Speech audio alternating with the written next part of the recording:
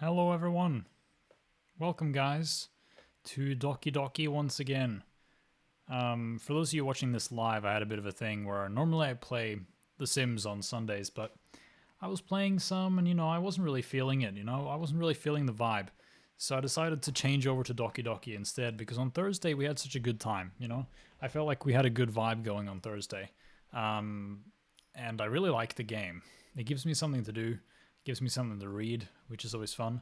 And I feel like I do like reading in games because then I can put on some silly voices and stuff like that. And hopefully you guys enjoy it too. But yeah, how you guys going? Hope you guys are doing all right. If you're joining us for the first time, feel free to say hello in the chat. I always welcome new people. But let me get this literature club started. I'm a little bit scared because last time on Doki Doki, what happened was we went to the club, we did one round of poems, and we decided to go and try to capture the minds of Yuri, the shy one, which is going to be fun. Let's see if we can get this going. This should start happening any minute now. There we go.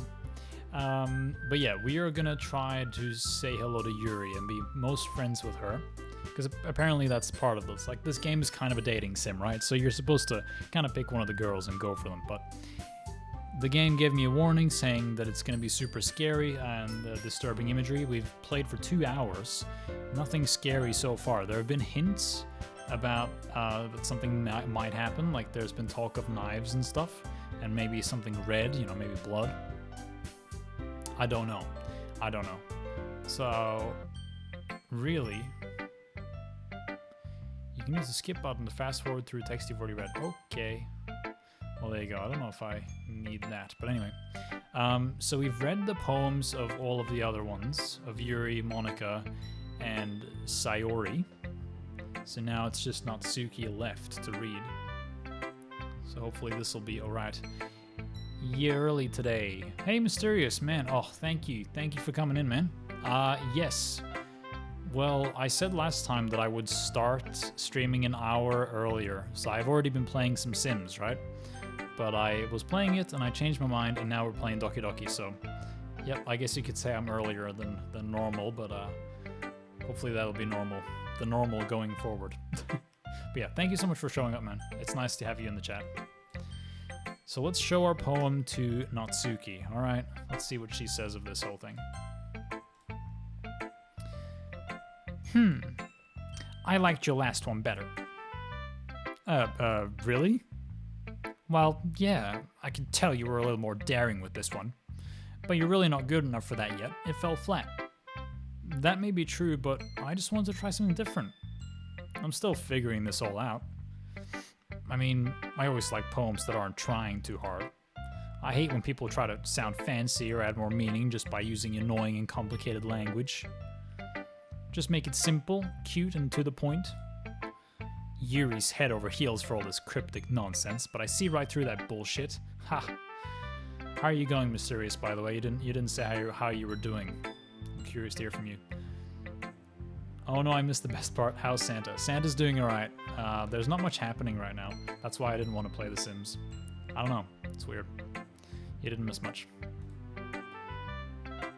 Making your reader look so hard for all this deep meaning is just an excuse to have no meaning at all.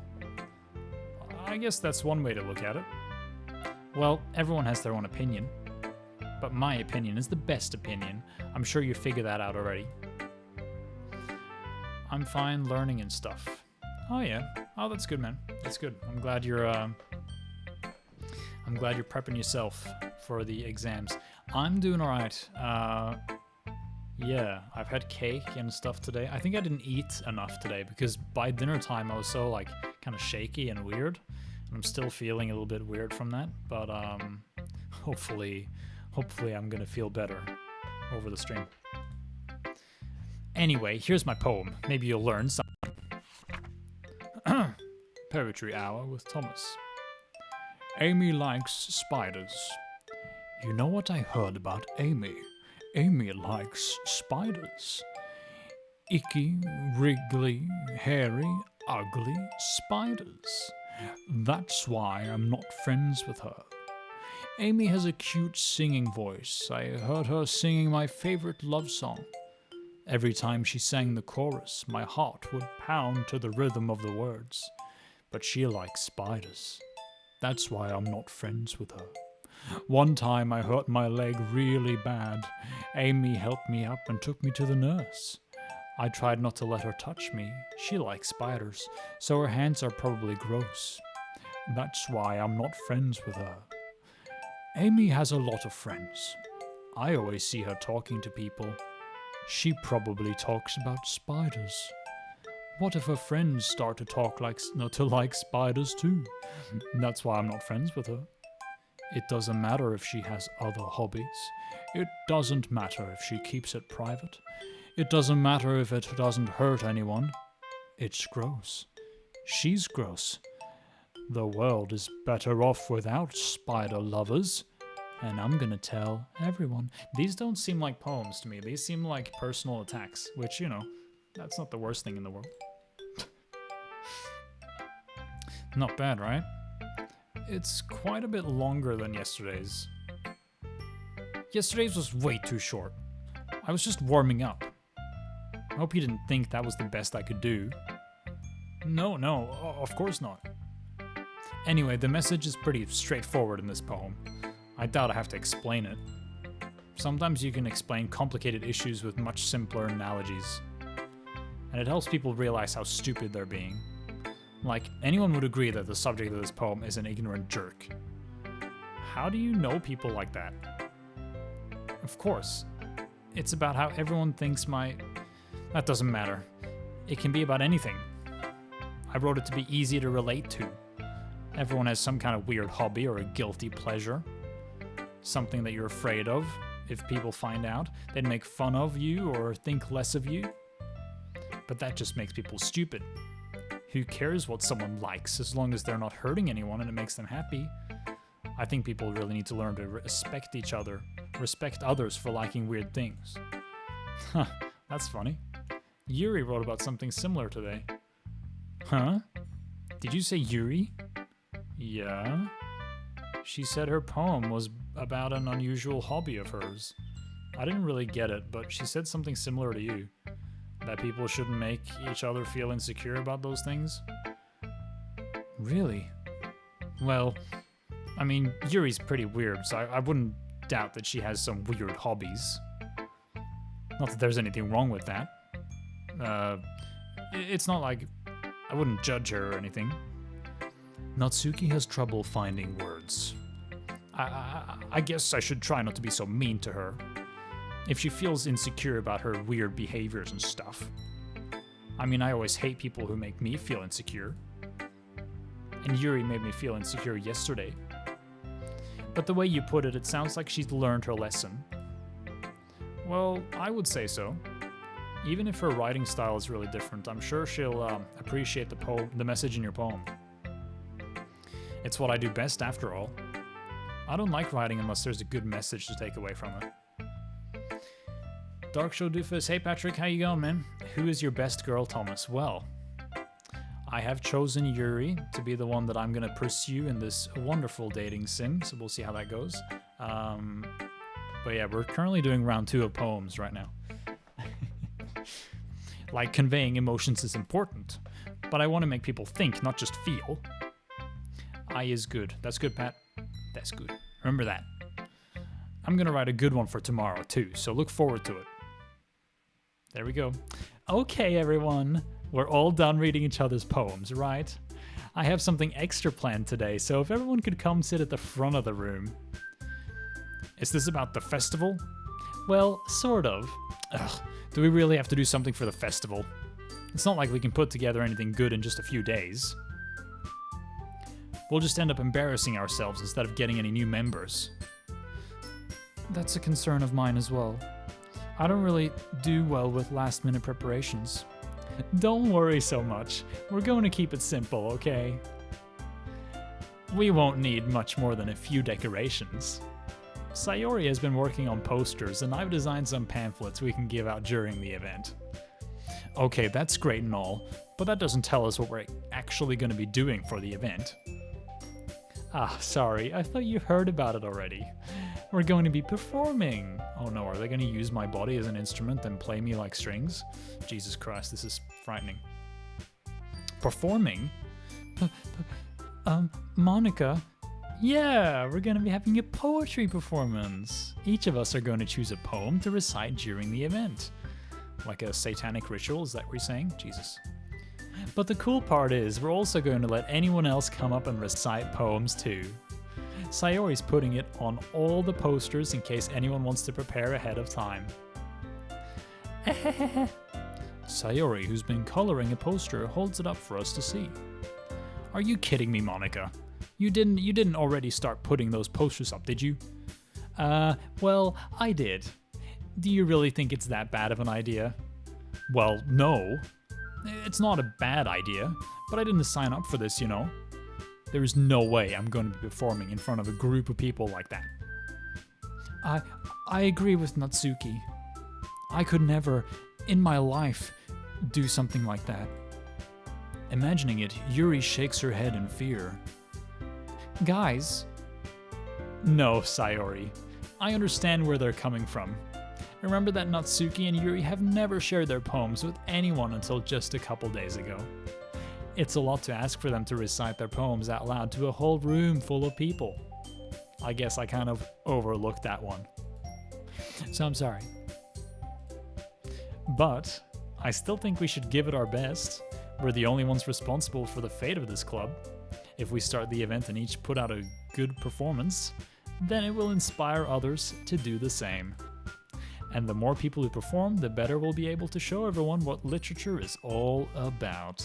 Dun dun dun. Prepping for my exams, taking a little lunch break. I'm just waiting till I can go back to work. Also just finished another playthrough of KOTOR 2. Hey, KOTOR! I've never played Knights of the Old Republic. Is it like, yeah? Knights of the Old Republic? Yeah. 2. Yeah! It's about expressing your feelings, being intimate with yourself, finding new horizons, and having fun. That's right. And it's those reasons that we're all in this club today. Don't you want to share that with others? To inspire them to find the same feelings that brought you here in the first place? You know you do. I know we all do. And if all it takes is standing in front of the room for 2 minutes and reciting a poem, then I know you can do it. Natsuki and Yuri remain silent. Sayori looks worried. I guess that leaves me no choice. I agree. I don't think it's too much to ask. I think that Sayori and Monica have been trying really hard to get new members. At the least we can do is help them out a little bit. Well, maybe, but it looks like Natsuki doesn't have any arguments left. Okay, fine. I guess I'll just have to get it over with. Alright. Phew. Thanks, Natsuki. What about you, Yuri? Yuri dejectedly glances around at everyone else's expectant faces. Sigh. I guess I don't really have a choice. That's everyone. You're the best, Yuri. This club is seriously going to be the death of me. Oh gosh. You'll be fine, Yuri. But anyway, let's move on to the main event. I want each of you to choose a poem of yours. We're going to practice reciting them in front of each other. No way. Monica, this is too sudden. Well, if you can't recite your poem in front of the club, how do you expect to do it in front of strangers? Oh no. Oh bother. Don't worry. Don't worry. Jesus, when did Tim Curry come in? I'll start off to help everyone feel a little bit more comfortable. Can I go next? Of course. Now let's see. Monica flips through her notebook to the specific poem she has in mind for herself. She then stands behind the podium. The title of this poem is The Way They Fly. Monica begins reciting her poem. Her clear, confident voice fills the room. More than that, her inflection is pristine. Or pristine, sorry. Pristine? What am I on about? She knows exactly how to apply emotion behind each line like she recites, bringing the words to life. Is this something she's done before? Or is she simply a natural? First one is my fave game. Oh, that's cool, man. I think I need to play those. I glance around me. Everyone has their eyes on Monika. Sayori looks amazed. Yuri has an intense expression on her face that I don't understand. Finally, Monika finishes the recitation. The four of us applaud. Hope you guys are clapping there at home. Monika takes a breath and smiles. That was so good, Monika. Thank you very much. I was just hoping to set a good example. Are you ready to go next, Sayori? I'll go next. What? Yuri's fired up all of a sudden. Yuri clutches a sheet of paper between her hands and stands up. Keeping her head down, she walks quickly over to the podium. This poem is called... Yuri anxiously glances at each of us. You can do it, Yuri. Oh, sorry. That's not what the poem was called. That was someone else. Anyway, it's called After Image of a Crimson Eye. Yuri's voice shakes as she starts reading the poem. Just a moment ago, she practically refused to do this. Why is she suddenly putting in so much effort? As Yuri gets past the first couple of lines, her voice changes. It's almost like what happens when Yuri gets absorbed into her books. Her quivering words transform into the sharp syllables of a fierce and confident woman. The poem is full of twists and turns in its structure that she enunciates with perfect timing. This must be a rare glimpse into the whirling fire Yuri keeps concealed inside her head. Suddenly, she's finished. Everyone is stunned. Yuri snaps back into reality. Oop, there goes gravity. And glances around her. Jesus, I need to stop playing with this. Put it away. It's like a little thing that's supposed to go on top of my curtains, but it fell down one day and I've been playing with it ever since. Put it away. Yeah, glances around her as if she bewildered even herself. It's up to me to save this situation. I'm the first to start applauding. Everyone joins me afterward, and we give Yuri the recognition she deserves. Okay, that's you guys. You guys do a clapping. It's not that we didn't want to applaud for her, but we were caught so off guard that we must have forgotten.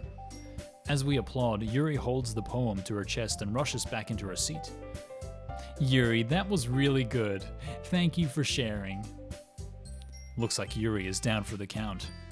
Okay, I guess I'm next then. Sayori hops out of her chair and cheerfully walks to the podium. This one's called My Meadow. Sorry, I giggled. Hee hee hee. Hee hee hee. Sayori, it's a lot harder than I thought. How did you guys do it so easily? Try not to think of it like you're reciting to other people. Imagine you're reciting it to yourself, like in front of a mirror or in your own head. It's your poem, so it'll come out the best way. I see. Okay then. Sayori begins her poem. Somehow it feels like her soft voice was made as a perfect match. The poem isn't aimlessly cheery like Sayori's. It's serene and bittersweet. If I were to read this on paper, I probably wouldn't think much of it. But hearing it come from Sayori's voice almost gives it a whole new meaning. Maybe this is what Sayori meant when she said she likes my poems. It's like I get to reach more deeply into someone I thought I knew through and through. Sayori finishes and we applaud. I did it! Good job, Sayori. Even Thomas liked it. I guess that's a good sign. What does that even mean? It came out nicely, Sayori. The atmosphere of the poem fits you really nicely. But it might be that other poems wouldn't work quite as well with that kind of delivery. I don't really understand. In other words, I've seen poems of yours where that sort of gentle delivery wouldn't work as well. They might need a little more force behind them, depending on what you're reading. Oh, I know what you mean. Well, I've been practicing that kind of thing. It's just a little embarrassing to do in front of everyone. Next time, I'm going to make you pick a poem that challenges you a little bit more. We don't have much time before the festival, you know. Okay. Now, who's next? Natsuki? Don't make me go before Thomas. It's not like I can compare to you guys anyway. Might as well let Thomas lower everyone's standards a little before I have to do it. Natsuki? It's fine. I might as well get it over with. But it's not like I have much of a selection of what to read. I'll just have to go with what I wrote for today. I stand up and step in front of the podium. Everyone has their eyes on me, making me feel terribly awkward. I recite my poem. Since I'm not exactly confident on my own writing, it's hard to put energy into it. Despite that, once I finish, I receive applause anyway. Sorry, I'm not really as good as everyone else. Don't worry about it so much. I think it's less about your abilities and more about your lack of confidence in your writing. That's something that'll improve over time, though. Yeah, maybe. Alrighty then. That just leaves you, Natsuki. Yeah, I'm going. Natsuki begrudgingly gets out of her seat and makes her way to the podium. The poem is called... Oh, sorry, that's her voice. The poem it's called... Why are you all looking at me? Because you're presenting. Anyway, the poem is called Jump. Oh, Jesus. Natsuki takes a breath. Once she starts reciting the poem, her sour attitude disappears a little. While she's still a little unenthused, her poem has a rhythm and a rhyme to it. It's Natsuki's trademark style, and it works surprisingly well when spoken aloud. The words feel like they bounce up and down and as if giving life to the poem. Natsuki finishes, and everyone applauds. She huffs back to her seat. That wasn't so bad, was it? Easy for you to say. You'd better not make me do that again. Oh well. Do you at least feel prepared enough to recite a poem in front of other people? I mean, doing it in front of other people will be way easier. I can put on whatever face I want for other people. But when it's just my friends, it's just embarrassing. That's a surprise, Natsuki. I think it would be the other way around for me. Well, that's just how it is, so... Well, I guess in that case, you won't have much time to worry about for the festival. That said, I want to thank everyone for coming through. It might be hard, but I hope you all have an idea of what it's like now. Make sure you pick a poem and get enough practice before the festival, okay? I'll be making pamphlets, so let me know ahead of time what you'll be reciting. Jeez. Are you still streaming until 11, or you also finish earlier? No, I'm still streaming till 11. Yep, so I'm still going. I basically just added an hour to my streaming time. Which I kind of wasted a little bit today, but, you know, that's life. I should probably find some other poem to recite instead. That's fine, too. It doesn't have to be your own. I'm already pleasantly surprised that you're putting in all this effort for the club. It makes me really happy. Yeah, no problem. Okay, everyone. I think that's about it for today. I know the festival is coming up, but let's try to write poems for tomorrow as well. It's been working out really nicely so far, so I'd like to continue that. As for the festival, we'll finish planning tomorrow, and then we'll have the weekend to prepare. Monday's the big day. I can't wait. I can do this. Alrighty. I stand up. There's no way I'll be able to find the same enthusiasm as Sayori and Monica, but I'll do my best to get through it. If it's for the sake of the club, and impressing Monica, then I'll have to do my best. Ready to go, Sayori? Yep. Look at you two, always going home together like that. It's kind of adorable, isn't it? Thomas unlocked +1 streaming endurance. Hey man, I'm trying really hard to get better. Jeez, guys. Don't make such a big deal out of it. It must be a little nice, though. Well, how am I supposed to respond to that? By drinking water. This stream proudly sponsored by water, the only beverage in the world that is completely free. Well, that's a lie. You still have to pay for your water bills, but you get what I mean. You can technically go in running water in a pond, and that would be free. But that's not what I'm drinking now. I'm just telling you guys.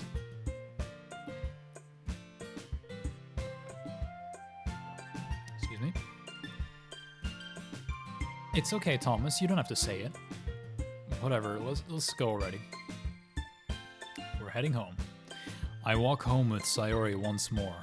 Even though it's only been a few days, a lot of things have already changed. But today, Sayori is being a little quieter than usual on the way home. Hey, Sayori. Sorry, I was spacing out. Ah, no wonder. I was thinking about something from earlier. I like how we get to... I mean... Sayori fumbles with her words. So, let's just say that one day, Yuri asked to walk home with you? Huh? What would you do?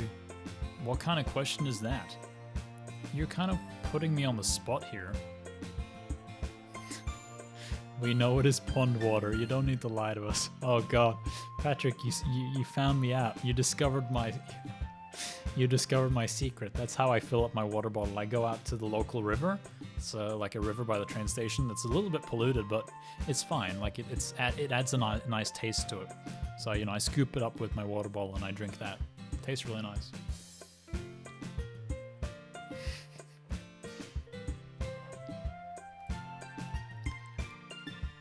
Uh-oh, here we go. Well, of course I would walk home with Yuri, right? Because I'm trying to get with her.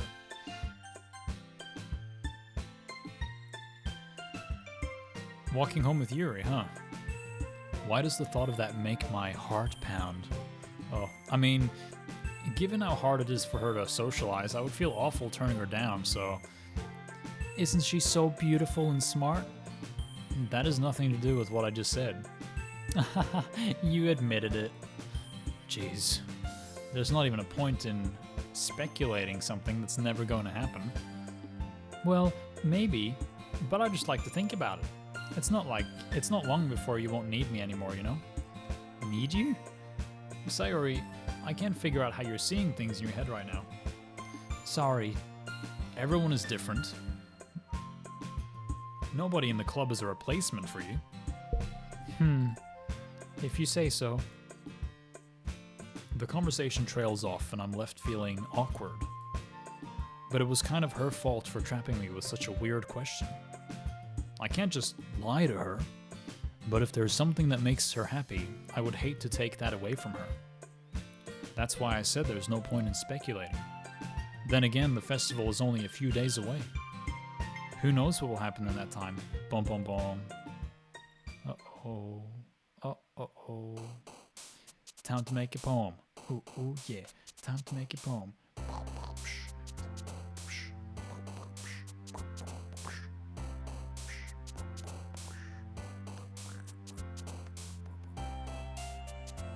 Nice. Alrighty, so, unending. Incongruent. Misery. Oh, Jesus. Melancholy. Yeah. Starscape. Horror. Frightening. Oh no. Grief. Oh no. Doki Doki. Oh, Jesus. Vivacious. Unstable. Unrequited. Oh, Jesus. Philosophy. Determination. Peaceful. Jesus. Tragedy. Oh no. Uncontrollable. Extraordinary. Marshmallow. Oh god, I'm doing really badly. Hi. Oh, Isabella. Hey, how you going? Nice to see you here. How are you going? Are you having a good day? That is my main question. It's very nice of you to join us for Doki Doki Part 2.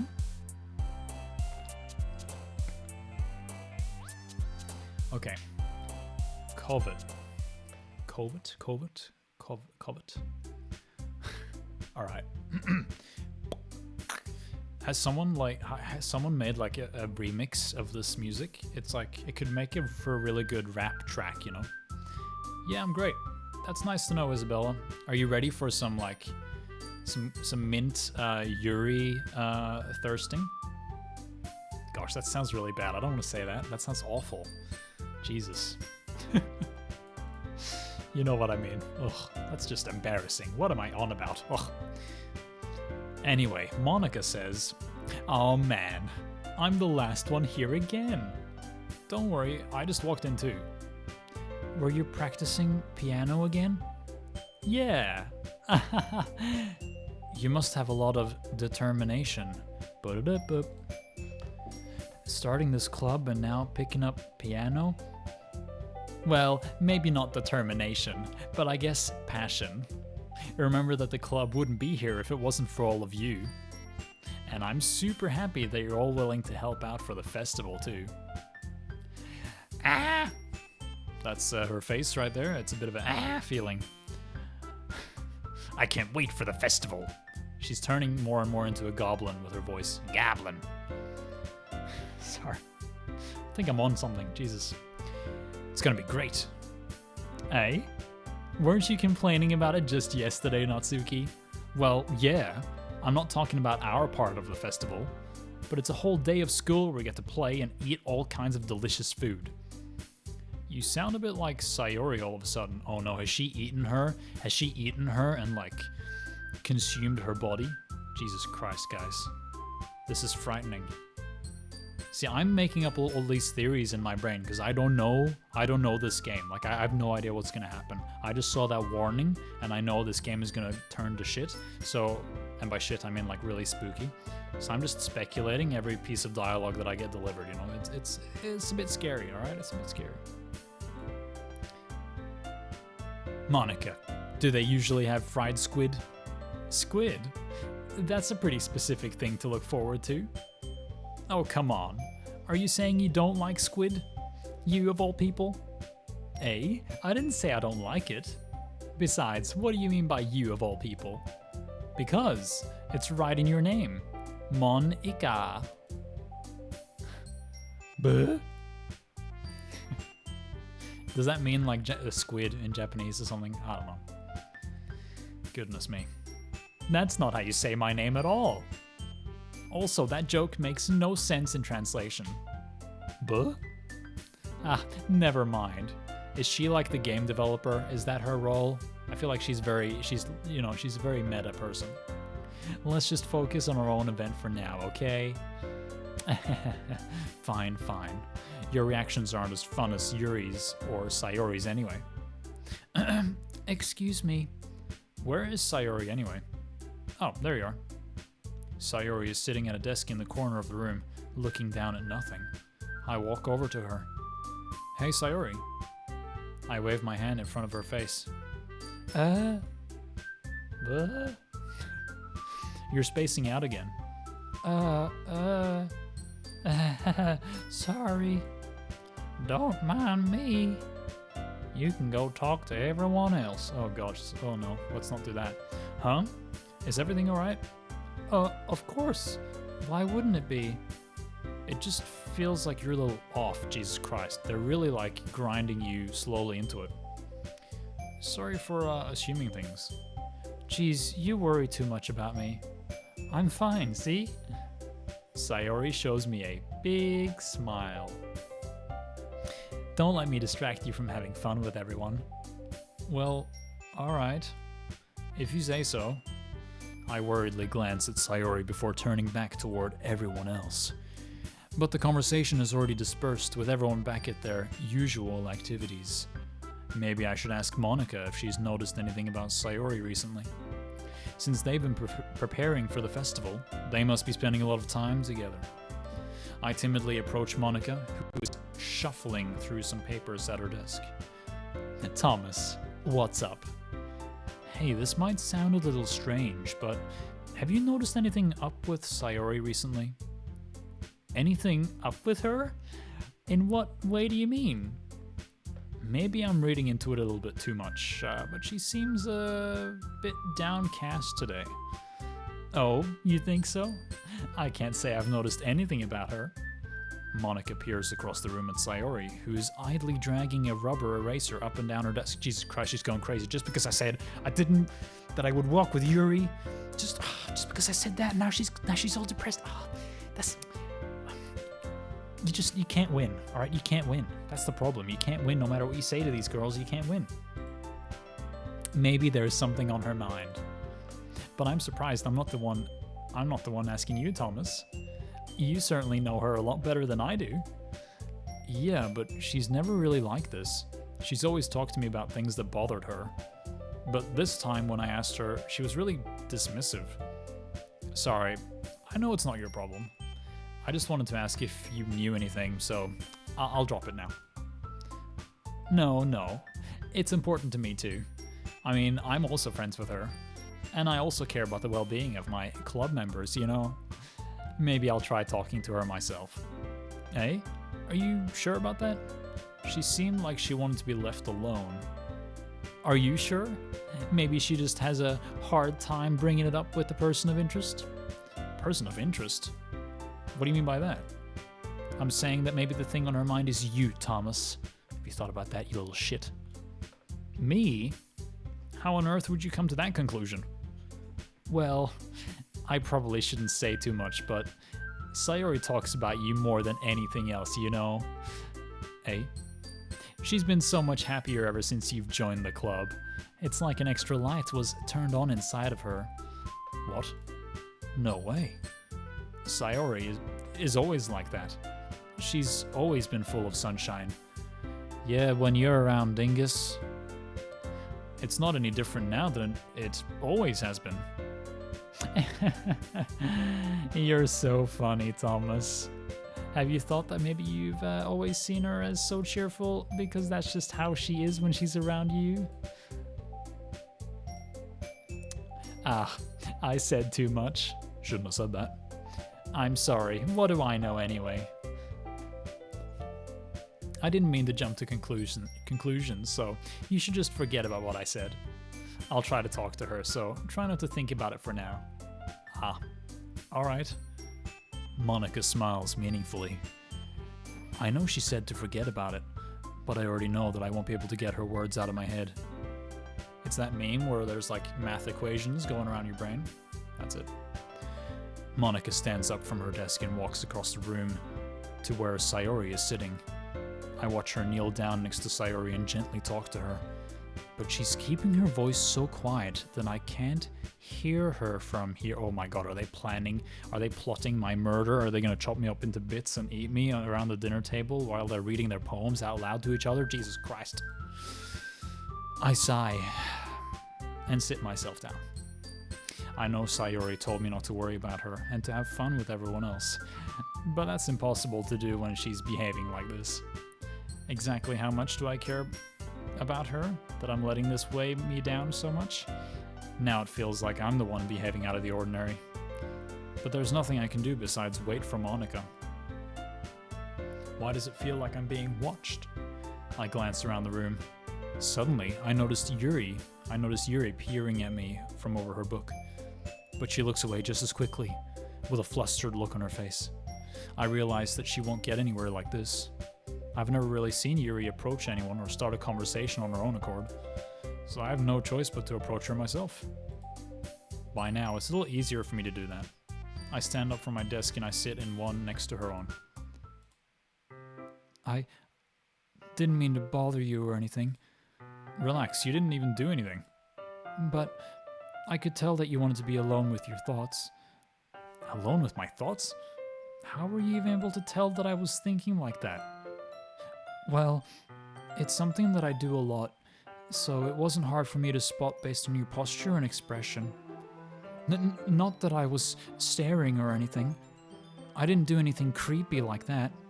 Yeah, she's gonna do much more creepy things later, isn't she? All those other girls as well, they're gonna be really creepy or scary or something. I know something's up. I can smell it from a mile away. That's my sense of smell. It's really good.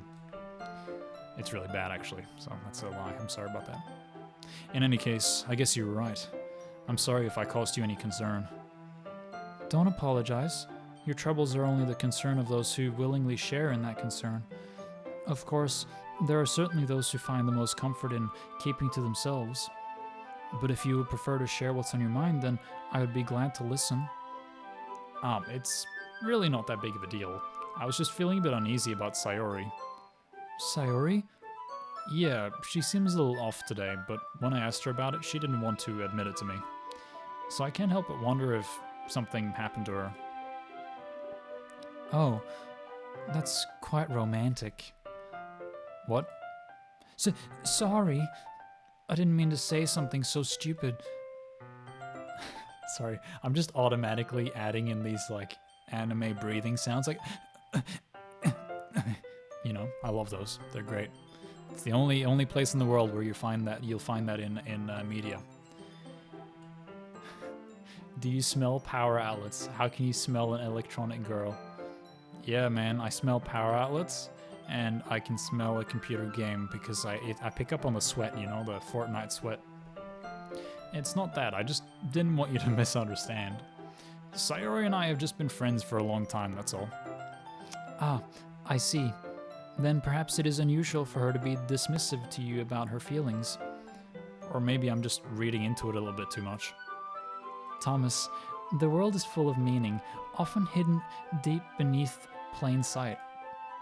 And there are many untold mysteries behind every person, no matter how well you may know them. Yeah, like there's mysteries around all these 3 girls. I'm onto you guys. Nah. Ah. So you think that there might be something behind it after all?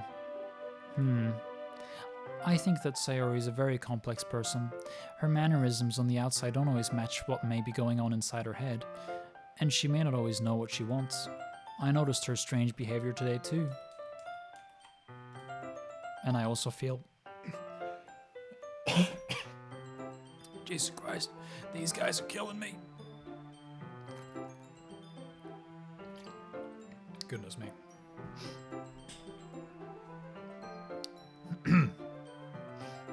Maybe I need like little, not breath mints, but you know those things that are supposed to like smooth out your throat? I'm starting to lose my voice here. I'm not actually. I'll be fine. Hopefully.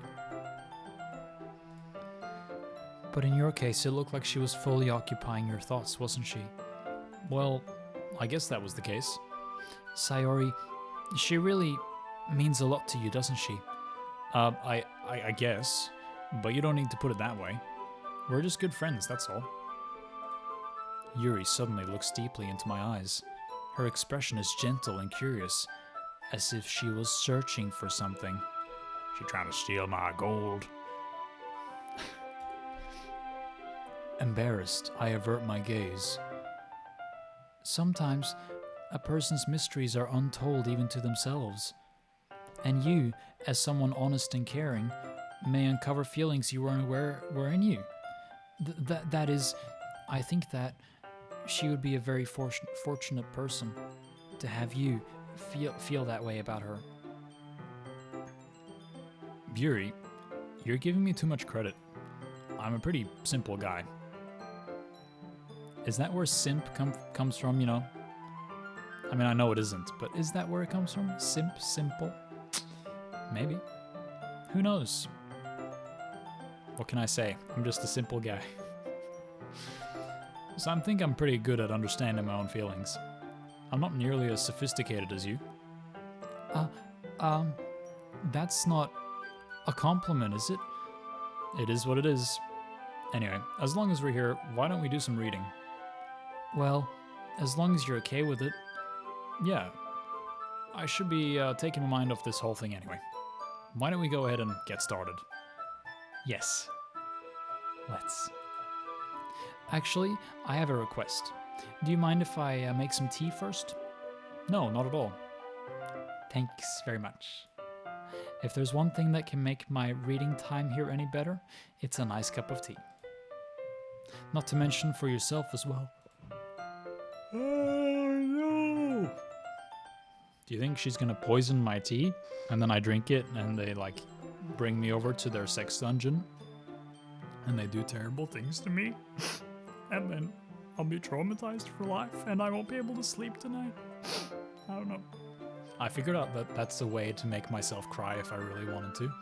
I'd do this and then think about sad things and suddenly the tears arrive and I can't help it. You know, wow, I'm actually tearing up. See? I told you.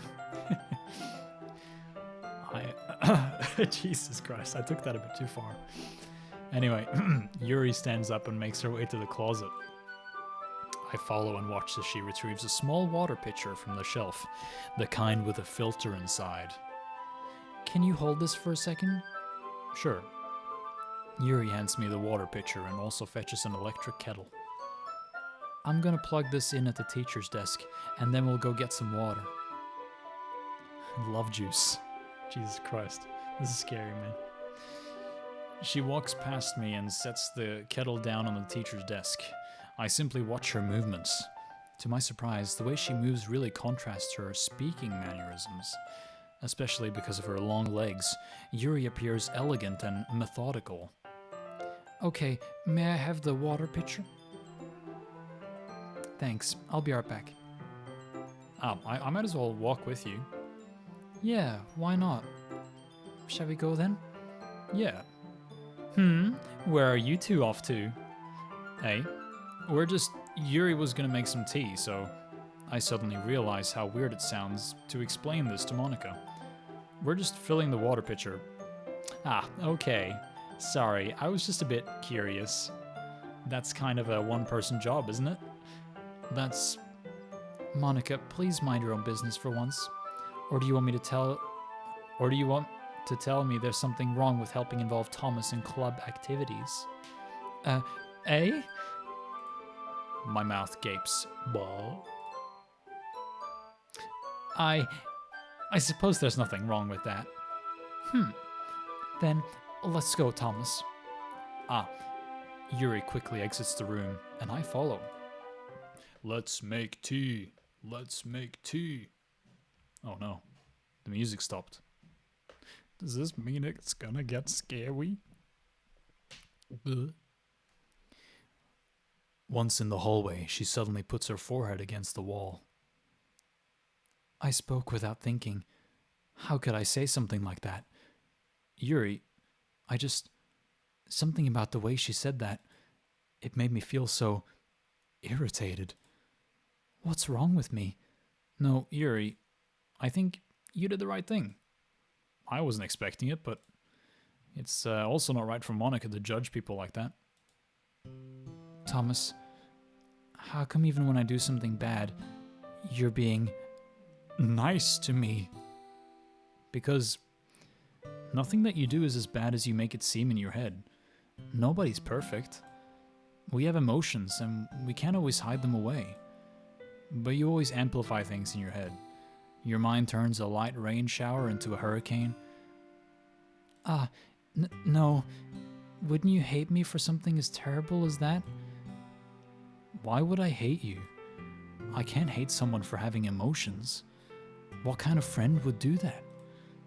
Friend, you say? Yuri lifts her head. Thomas, I really like being friends with you.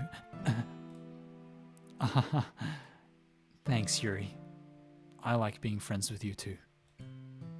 I feel kind of awkward saying something like that, but I'm doing my best to help Yuri feel better. Anyway, yeah? Shall we go? Yeah. Yuri and I walk to the nearest water fountain.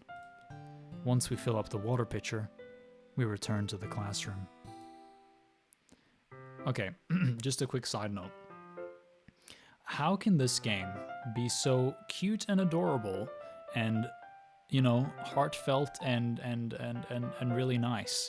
You know, like I feel like I'm making a connection here, and then also turn into something so horrible that you want to rip your eyes out. I'm assuming, all right? That's the thing. I don't know. I don't know what's going to happen. I'm just saying, I'm assuming. How? How can this be? I don't know. Thomas, do you like oolong tea? Yeah. Anything is fine. Very well. Yuri sets the temperature on the kettle to 200 degrees. Let's fucking burn this water. Now, it's time to get the teapot. You really do this properly, don't you? Of course. I shouldn't do any less when I'm making tea for others. Yeah, Pat says writing. I think you may be onto something. It might be just good writing. Who knows? Yep. Even if I'm not an expert on tea or anything. In that case, you'll only be even more impressed. Ah, perhaps I will. Yuri fetches the teapot and begins measuring the tea leaves. To my surprise, she even starts humming a little to herself. You must be in a good mood now. Is that so? I was letting it show, and you noticed. I was doing a bit of thinking, and I decided that I would try expressing myself a little bit more. It turns out it's not very hard for me to do, when it's you who's around anyway. Ah, that's great, Yuri. Just don't push yourself too much. You're always worrying about me, Thomas. It's very endearing. Yuri wasn't kidding. I don't even know if I can keep up with this. I watch Yuri pour a cup of tea for each of us. Thomas, I have another request. Do you mind if we sit on the floor today? Eh? Why's that? It's a little bit easier on my back. I can read with my back against the wall rather than bending over at my desk.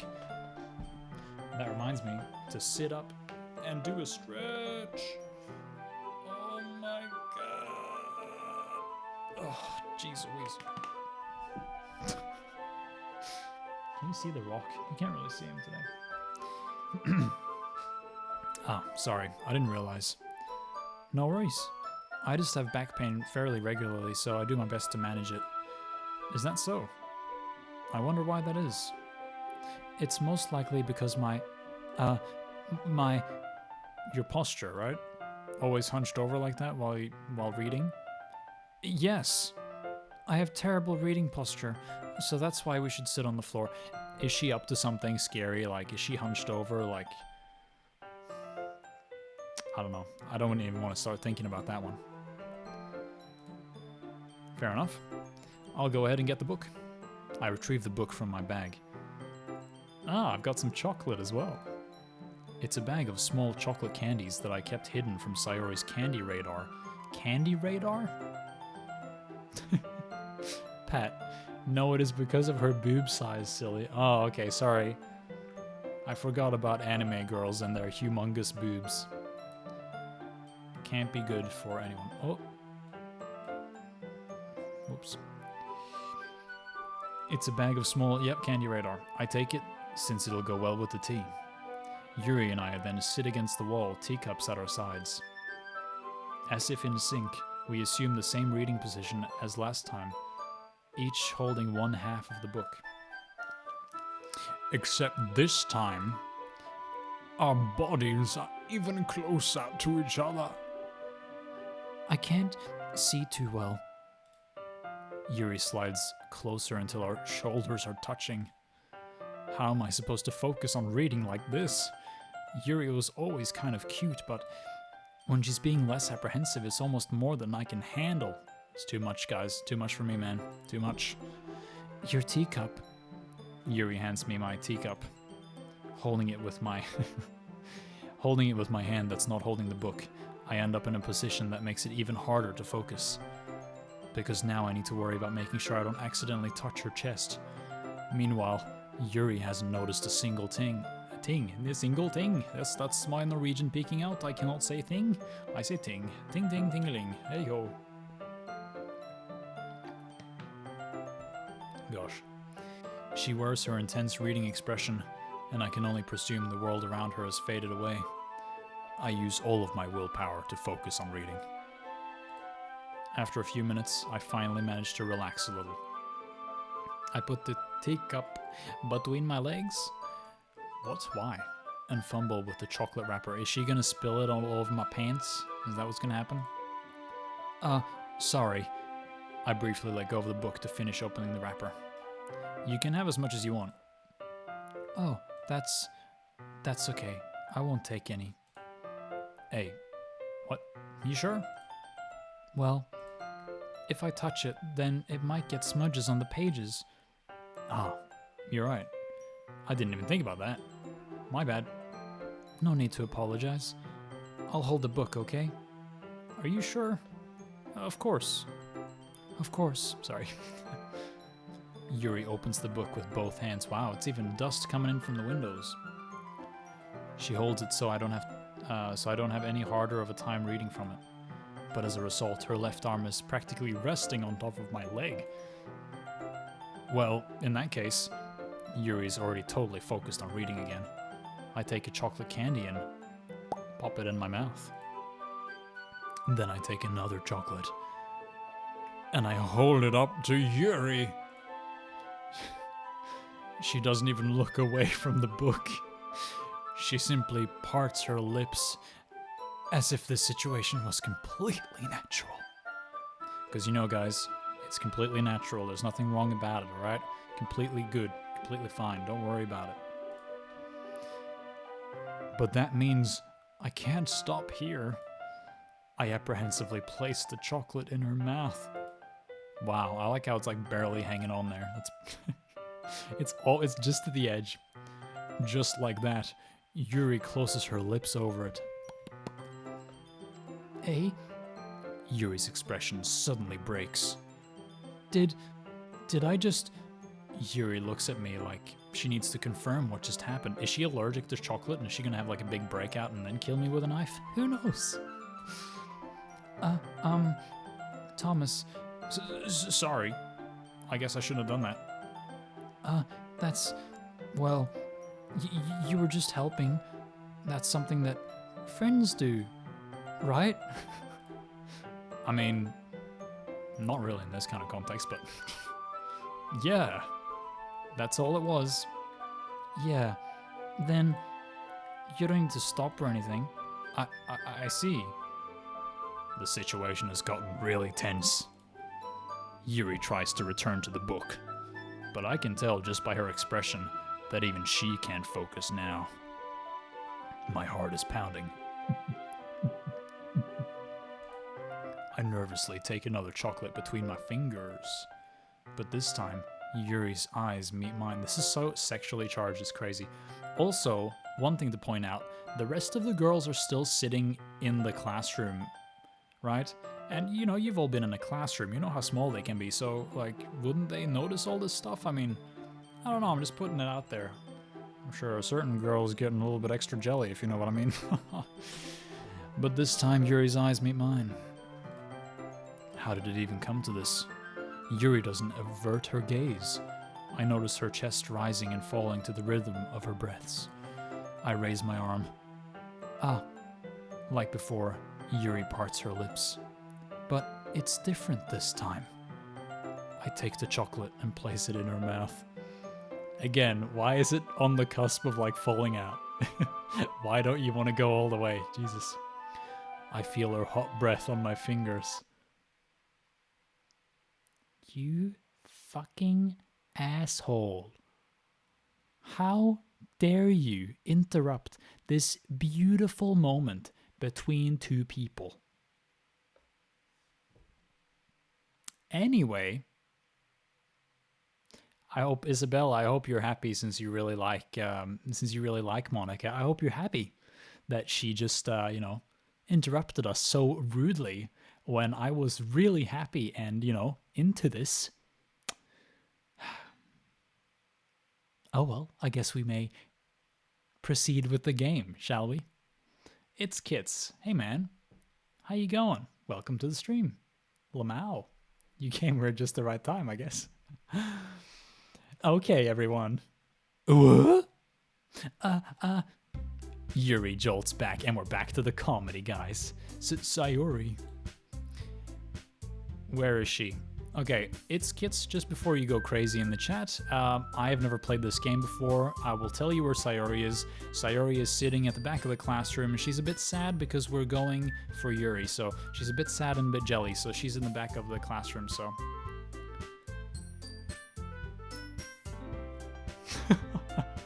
Isabella, I just want to tell you that I love your comments, and I'm going to read it out.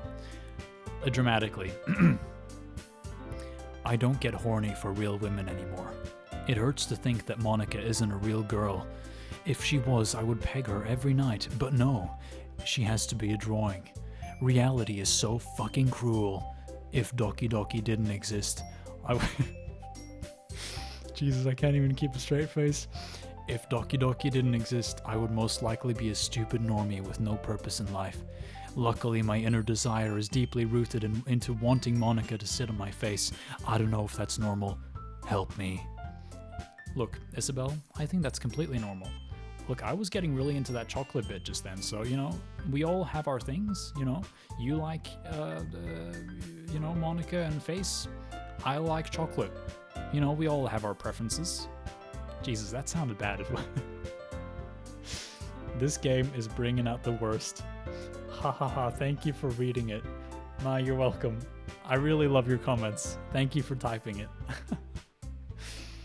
Anyway, it's time to share poems. Thomas, you can help Yuri put away the tea stuff, right? Yeah, that's what she bloody well wants. She wanted to put away the tea stuff because you ruined our chocolate moment. Jesus Christ. Yeah, of course. Okay, thanks. The spell is abruptly broken. I'll take care of the cups. Yeah. Yuri picks up the teacups from the floor. I pick up the bag of chocolates.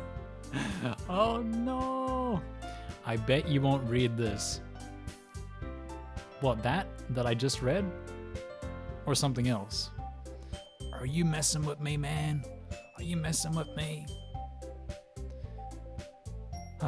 Sorry, I'm all riled up. This was too much, man. Too much.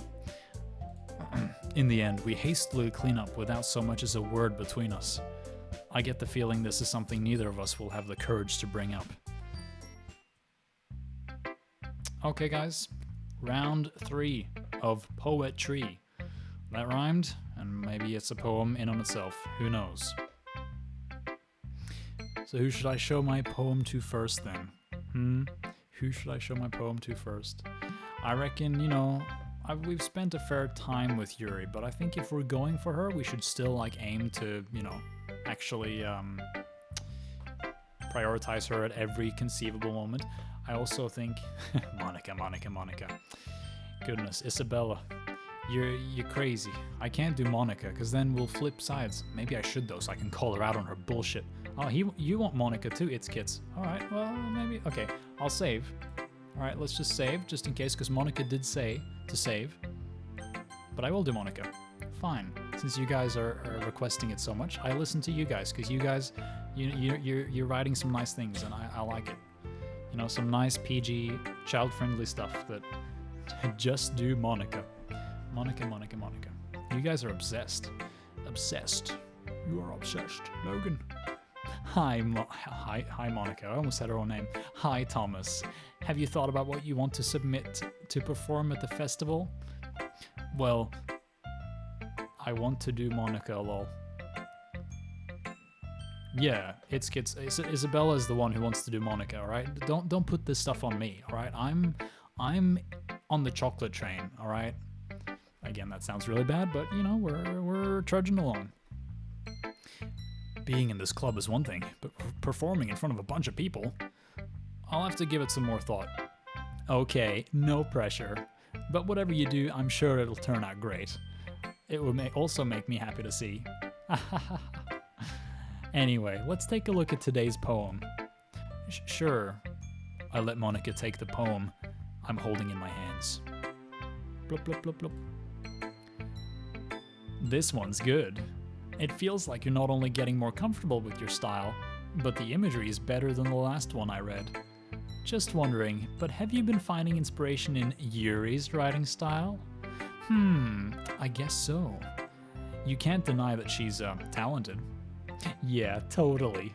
I think her poems are the most romantic. That's the best way to describe it. She's like a totally different person when she picks up a pen. I noticed that too. Or when she's talking about literature, it's like a light turns on inside her. I like that cat. Is that a cat? It looks like a cat. It's like a cat that's dabbing. Nice dab. Dab, dab, dab. Sadly, it's hard to get much personal conversation out of her. Trust me, I've tried. Who knows what goes on in that head of hers? I hope you don't mean that in a bad way. No, of course not. I just meant that I wish she didn't keep so much to herself. But still, defending her like that? You must be pretty into her. You completely misunderstood. That chocolate sequence was in no way near an affectionate sequence, okay? It was just a thing between friends. You know, I stick chocolate into friends' fingers and mouths all the time, okay? I just shove it in there. Oh, Pikachu dab, I like it. I just shove that chocolate in there and I put it in there and that's it. And we're friends, all right? There's nothing sexual about it. Why would you ever think it's sexual? Jesus, Monica, calm down. Oh, she's telling me to calm down? Calm down, I'm kidding. Besides, I'm pretty sure she's already got a boyfriend. Wait, really? Nani? Yeah, a fictional one anyway. Monica kind of whispers that last part to me. It's just a hunch, but, well, there's not really anything wrong with that. Oh, well, I know. I was just saying. Anyway, I'll share my poem with you now, alright? Alright. Okay, guys, it is Poetry Hour. Welcome to Poetry Hour. Today we're reading a poem by Monica called The Lady Who Knows Everything. An old tale tells of a lady who wanders earth, the lady who knows everything. A beautiful lady who has found every answer, all meaning, all purpose, and all that was ever sought. And here I am, a feather, lost adrift the sky, victim of the currents of the wind. Day after day I search with little hope, knowing legends don't exist. But when all else has failed me, when all others have turned away, the legend is all that remains. The last dim star glimmering in the twilight. Twilit sky? Whatever. Until one day, the wind ceases to blow. I fall, and I fall and fall, and fall even more. Gentle as a feather, and a dry quill, expressionless. But a hand catches me between the thumb and forefinger, the hand of a beautiful lady. I look at her eyes and find no end to her gaze. The lady who knows everything knows what I am thinking. Before I can speak, she responds in a hollow voice. I have found every answer, all of which amount to nothing. There is no meaning, there is no purpose, and we seek only the impossible. I am not your legend. Your legend does not exist. And with a breath, she blows me back a float, and I pick up a gust of wind. OzG 60 centimeters is not following. Welcome aboard, man. Thank you for following. If I send you a short song, will you read it? Yes, I will read it. Send me a short song. I can sing it to the tune of the music if you want to. Feel free to send me a song. I will read it. I'll read anything that comes up in the chat, so long as it's not like terrible stuff. I will send it at the certain part of the background music. Okay. Do it. You know, I feel like learning and looking for answers are the sorts of things that give life meaning. Not to get too philosophical or anything, but it was kind of on my mind, so that's what I wrote about. I see. I never really... Oh, sorry. Whoa, wrong character. Jesus, I gotta get my character straight. I never really put much thought into it. In a way, it's almost paradoxical, because if we had all the answers, wouldn't the world start to lose its meaning? You know, there's one thing I noticed. It seems like everyone in the club prefers writing about things that are more sad than happy. Kids check whispers. Oh no, are you guys whispering behind my back? Okay.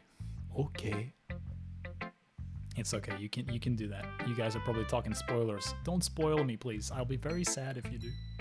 I will cry on stream. Sorry, I sent it at the wrong time. Did you? Who's the main waifu? Elon Musk, non-official. Welcome to the stream, Elon Musk. I haven't seen you here before. Congratulations on the new baby. I just want to say that. Interesting name. Just because of spoilers, lol. Yeah, thank you, Isabella. Thank you for keeping it in the whispers. I appreciate that. Elon Musk. Yes, who's the main waifu? The main waifu is Yuri. We've been trying to do chocolate. We've been trying to do chocolate in her mouth, but we got it rudely interrupted. OzG 60 centimeters, thank you for following again. And you say, hey, do you know its meaning? What, the meaning of what? I have never played this game, by the way, if that's what you mean. Please, someone delete the song. What song? I didn't see a song. Don't worry, I didn't see anything. I didn't see anything. I didn't see any song at all. I mean, if everything was okay, we wouldn't really have anything to write about, would we? Humans aren't two-dimensional creatures. I think you'd know that better than anyone. Why? Am I that three-dimensional? You mean one-dimensional? Yeah, that. Anyway, here's Monica's writing tip of the day. Are you ever too shy to share your writing because you're afraid it's not that good? It can be really disheartening to get a lukewarm response to something you put that much into. But if you find other people who enjoy writing, then sharing becomes a lot easier. It's meaning in the Turkish, so meaning dick. Sorry, I have no idea.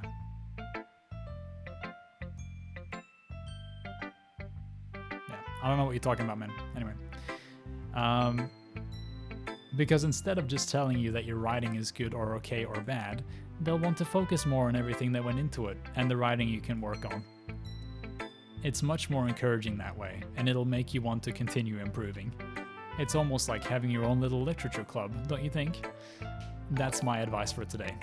It's Kids is now following! It's Kids now following! Thank you, man. Thank you for following. That means a lot. I appreciate that. Username meaning. Oh. Wait, you have a penis that's 60 centimeters? That is incredible, man. How do you walk? Yeet, skeet, then repeat. Is that how... Are you guys explaining how he walks? That is impressive, man. If you have a 60 centimeters, that's long. That's like that's 3 rulers. Jesus. Hope you've got like a strap or something to... The depth of my desk is 60 Yep, it's a lot. Goodness me. Anyway, this game and this stream is very sexually charged, so I understand you guys. That's my advice for today. Thanks for listening. Okay, great, Monica. Okay, let's do Yuri now. Okay, let's do Yuri now. Boop. Thomas, your writing has only improved in these last few days. Every poem you've shown me has been nothing short of spectacular. I can really feel the emotions. I am 60 centimeters. Are you? Well, there you go. Maybe you can help each other out. Maybe. Goodness me. I'm a little envious even. I don't think it ever came to me this naturally. Yuri, that's the wrong way to put it. This never did come naturally to me, but I've been able to improve so much thanks to you. You're really the example I was chasing after. Is that so? Yuri gently smiles to herself. Nope. Okay, man, sorry. Let's see. Yuri gently smiles to herself. This feeling, I'm so glad I got the chance to share my writing. I never thought it would feel like this. I remember you mentioning that yesterday. I can't believe that you're so good at something and you've never even shared it with anyone. It's kind of a shame. Maybe, but it's not like I really had a choice. What do you mean? Well...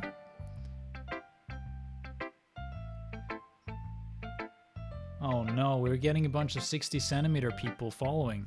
Jeez Louise.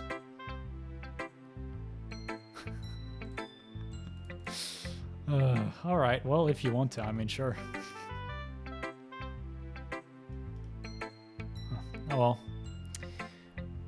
Well, Yuri smiles sadly. Oh no. The real Johnny Sins. That's good, Patrick. You're on top of things. I like it. Thank you for looking out for me, man. I appreciate it. Anyway, things are getting sad, okay? So let's put on our sad voice. Yuri smiles sadly. Thomas, during lunchtime, I eat by myself. Did you know that? It's a great time to find a quiet spot and do some reading. In fact, I always have some books with me. You could say I really enjoy reading. Well, that's one way to put it anyway. But books are so full of amazing and inspiring people. People you want to fall in love with, or people you just know would make a really good friend. Cheerful people who always put a smile on your face, or deep thinkers and problem solvers who discover the mysteries of life. So when you look at it that way, I'm surrounded by friends every day, you know? And those friends don't laugh at me. They don't tease me for spacing out all the time. They don't make fun of my body type. And they don't hate me for acting like a know-it-all. People say that about you? I'm not a know-it-all, Thomas. It's the opposite. I don't know anything. I don't know how to talk to people. I don't know how to make people see me as normal. I don't even know how to make myself happy. I have all these feelings, and all I can do with them is read and write. But it wasn't until now that I started sharing it with you that I really understood what was missing all this time. But I haven't really done anything. No, that's wrong. Just being patient and respectful. That's really important to me. I know I'm a difficult person, Thomas. I speak too slowly. I second guess myself all the time. I read too deeply into things. But every time, you've always treated me just like anyone else. It's so rare that I feel comfortable with myself when I talk to others. But that's why every time I talk to you, I just feel really happy. I see. Well, I treat you how you deserve to be treated, Yuri. And if other people don't see it that way, then screw them. I mean, I joined this club hoping I would make friends. And I would say I've had at least one success. Wouldn't you? If you put it that way, yeah. We really are friends now, aren't we? Yuri puts her head in her hands. But this time, she's smiling as she does it. Do you want to show me your poem? Yeah, I do. Let me get it for you. There we go. Okay, there we go. I haven't slept. Hentai in Twitch is keeping me awake. Oh no. Hope you're doing alright with that. I know it always say that. Yeah, that's true. That's true, Patrick. Oh wow. Hentai is bad. No, JK, I don't watch it. Maybe with that attitude. I was watching PewDiePie on Twitch. Okay, well, you know, multitasking. It's all good. Let's read Yuri's poem. Beach. A Marvel million... Marvel? Is it Marvel? Yeah. A Marvel millions of gears. Years in the making. Hey, Anna, blah, blah, blah. Sorry, I cannot pronounce that. I'm very sad about that, but thank you for following. Hey, yeah. Yeah, a Nightbot comes in just at the right time. Anyway, millions of years in the making. Where the womb of Earth chaotically meets the surface. Going from Swedish boy to a Norway boy. That's right, you came from PewDiePie to Norway, so jump across the border even though it's not legal. You do it, you crazy person. Where the womb of Earth chaotically meets the surface. Under a clean blue sky, an expanse of bliss, but beneath grey, rolling clouds, an endless enigma. The easiest world to get lost in is one where everything can be found. One can only build a sand castle where the sand is wet, but where the sand is wet, the tide comes. Will it gently lick at your foundations until you give in? Or will a sudden wave send you crashing down in the blink of an eye? Either way, the outcome is the same. Yet we still build sand castles. I stand where the foam wraps around my ankles, where my toes squish into the sand. The salty air is therapeutic, the breeze is gentle, yet powerful. I sink my toes into the ultimate boundary line, tempted by the foamy tendrils. Turn back, and I abandon my peace to erode at the shore. Drift forward, and I return to Earth forevermore. Doofenshmirtz Evil Incorporated. I'm upset he made JoJo merch and he hasn't even started part 4. Well played. Did he make JoJo merch? Jesus. Silly PewDiePie. I'm aware that the beach is kind of an inane thing to write about, but I did my best to take a metaphorical approach to it. You say that like you didn't even want to write about it. Can you read again my name, please? Why? I feel like you're tricking me. Like you're saying this to trick me, and I don't like it. I don't like it. I don't like it one bit. Oh, you haven't heard? After yesterday, Natsuki and I, well, it was... Patrick, yeah, it says JoJo's Big Pee-Pee Adventure. Oh, okay. Patrick, can you figure out what that says? Can you translate the hey enough? Translate it from Turkish, because apparently these guys are trying to troll me with their Turkish usernames. It was amusing that we wrote about something similar in such different ways. So, Natsuki wanted us to write about the same topic as each other again. I suppose to better compare the differences in our writing styles or thought processes. Anyway, it was her idea. Knowing her, it's no surprise that she'd want to do something like that. She probably just wants to show off. It's not like I have a particular interest in her writing style. I just went with her request. But, well, I suppose it's not so bad to write about something simple on occasion. It can be refreshing, you know? It's good for me to calm my thoughts once in a while. Yeah, I think I agree. Thanks for sharing. No, just read my name because this name is my uncle's name. What, your uncle's name? Is your uncle here?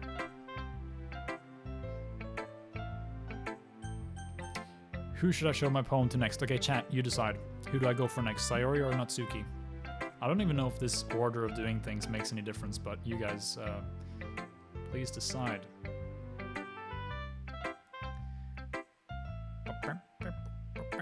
Sayori. Pat says Sayori.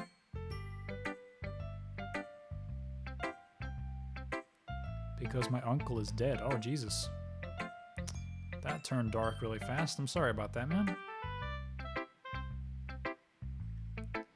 And you say Natsuki, Kirby Garden 15. Oh, hey, you're new here. I haven't seen you here before, Kirby. Nice to have you here. Welcome to the stream.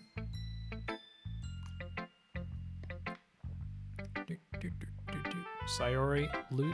Oh, wow, that's a. Oh, Lulluccyyy. I'm gonna call you Lucy. Okay, we've got a lot of. We have a lot of Sayoris. Okay, we're gonna do Sayori. Anyway, Lucy, also welcome to the stream. Let's do Sayori then, because she's probably very sad with me. It's nice, I guess. Come on, I can already tell you don't like it. Well, you don't need to worry about what I think. After all, you wrote this for someone else, didn't you? Probably Yuri. What? I didn't write this for anyone specifically. Maybe. That's not really what I meant, though. But it's okay. You're making new friends just like I was hoping. That makes me really happy. And you're happy too, right? In this club? Well, of course I am. Good. That's all that matters to me. Thank you, Thomas. Sayori, is there something wrong? Huh? No, nothing.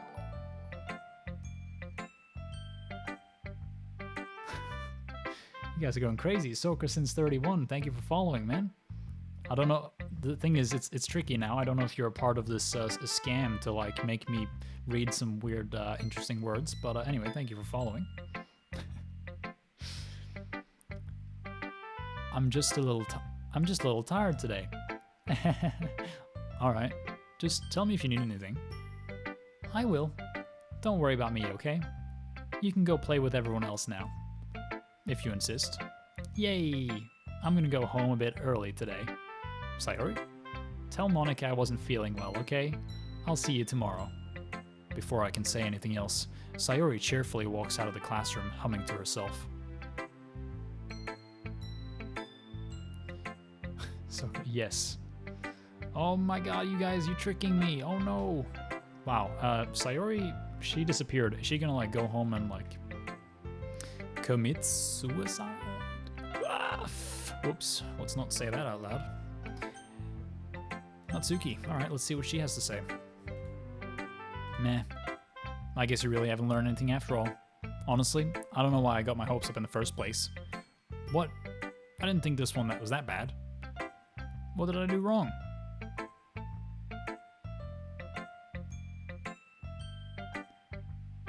American?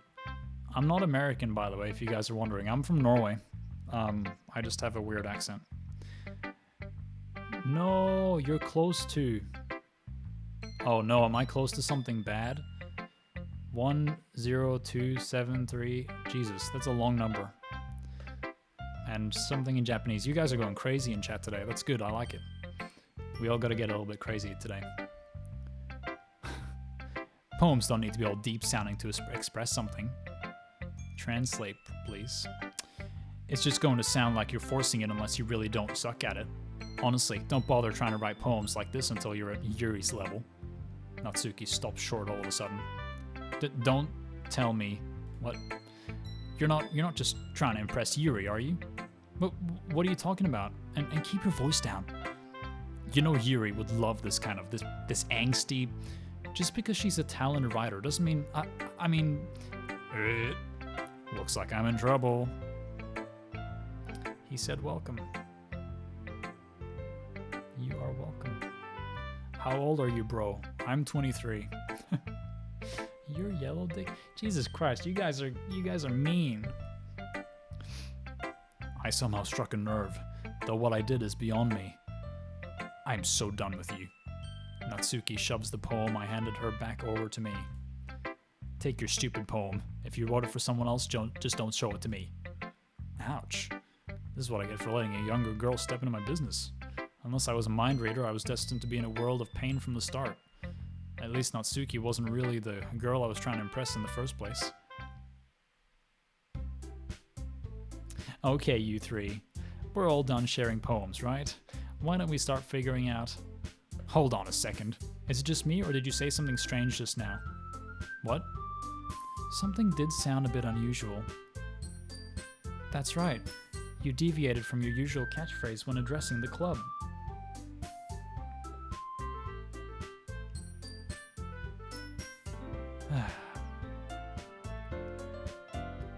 Okay, guys, all of you guys who are typing in Turkish, if you can please stop doing that, that'd be very nice. Otherwise, I might have to, like, get Patrick to kick you out or something, because you guys are being weird in a bad way, and I do not appreciate that. So if you could, you know, please behave yourselves.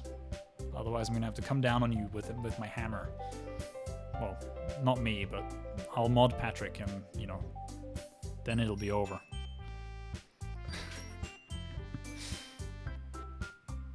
Oh, did he say that? Okay. Well, I think they're just a bit immature. It's kits, but thank you for translating though. And on Mother's Day of all days, very topical. I will have power. Catchphrase? I don't have a catchphrase. Jeez, why is the mood so weird today? Look, even Yuri isn't immune to it. Stagnating air is common foreshadowing that something terrible is about to happen. Oh no. Mysterious Nightbot ready to engage. Jesus Christ. In your books, maybe. Look, the only thing different is that Sayori isn't here. Let's see. Dark show _ doofus. Alright, Pat, I've granted you the privileges of moderator. If you could clean up the chat, that would be very nice.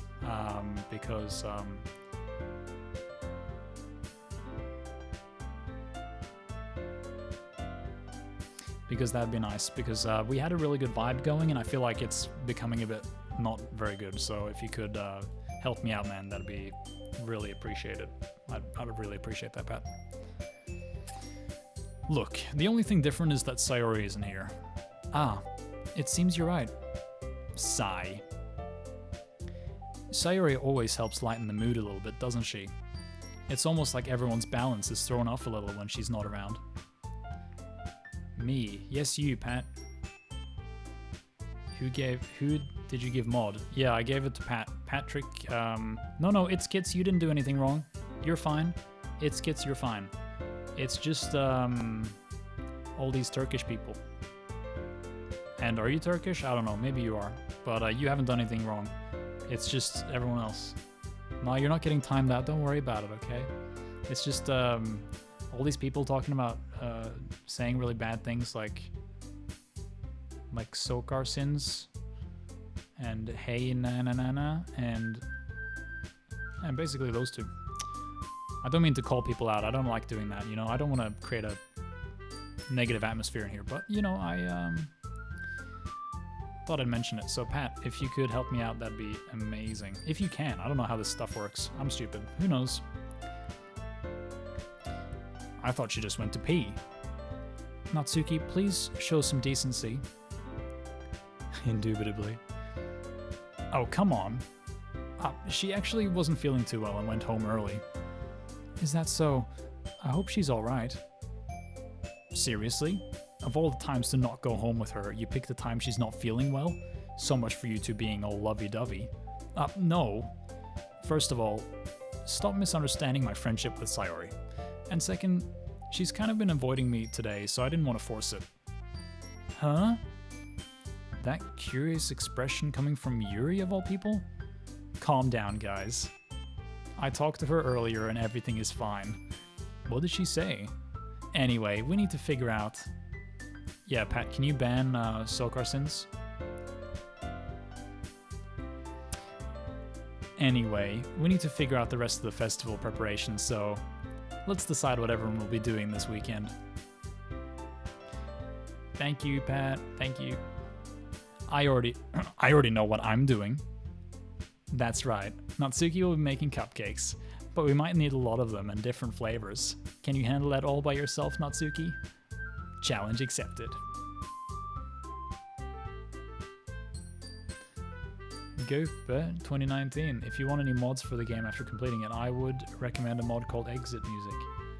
Okay, well, thanks for that, man. I'll look that up. And welcome to the stream. I haven't seen you here before, so welcome to the stream.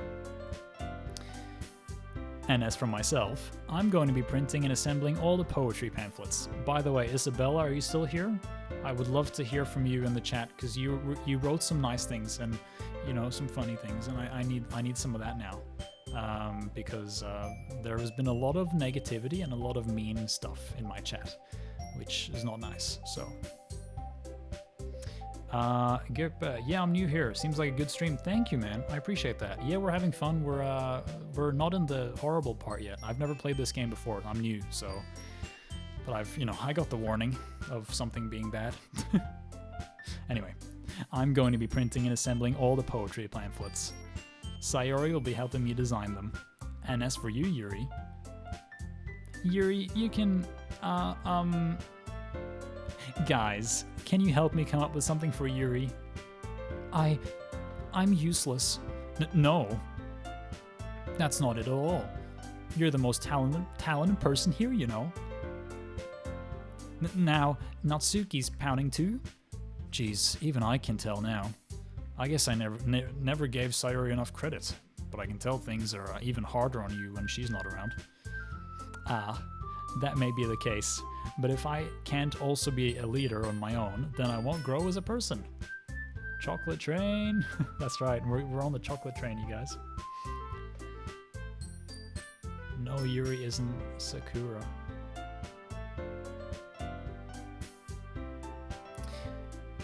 So, Yuri, you have beautiful handwriting, you know? So you should make some banners and decorations to help set the atmosphere. Atmosphere?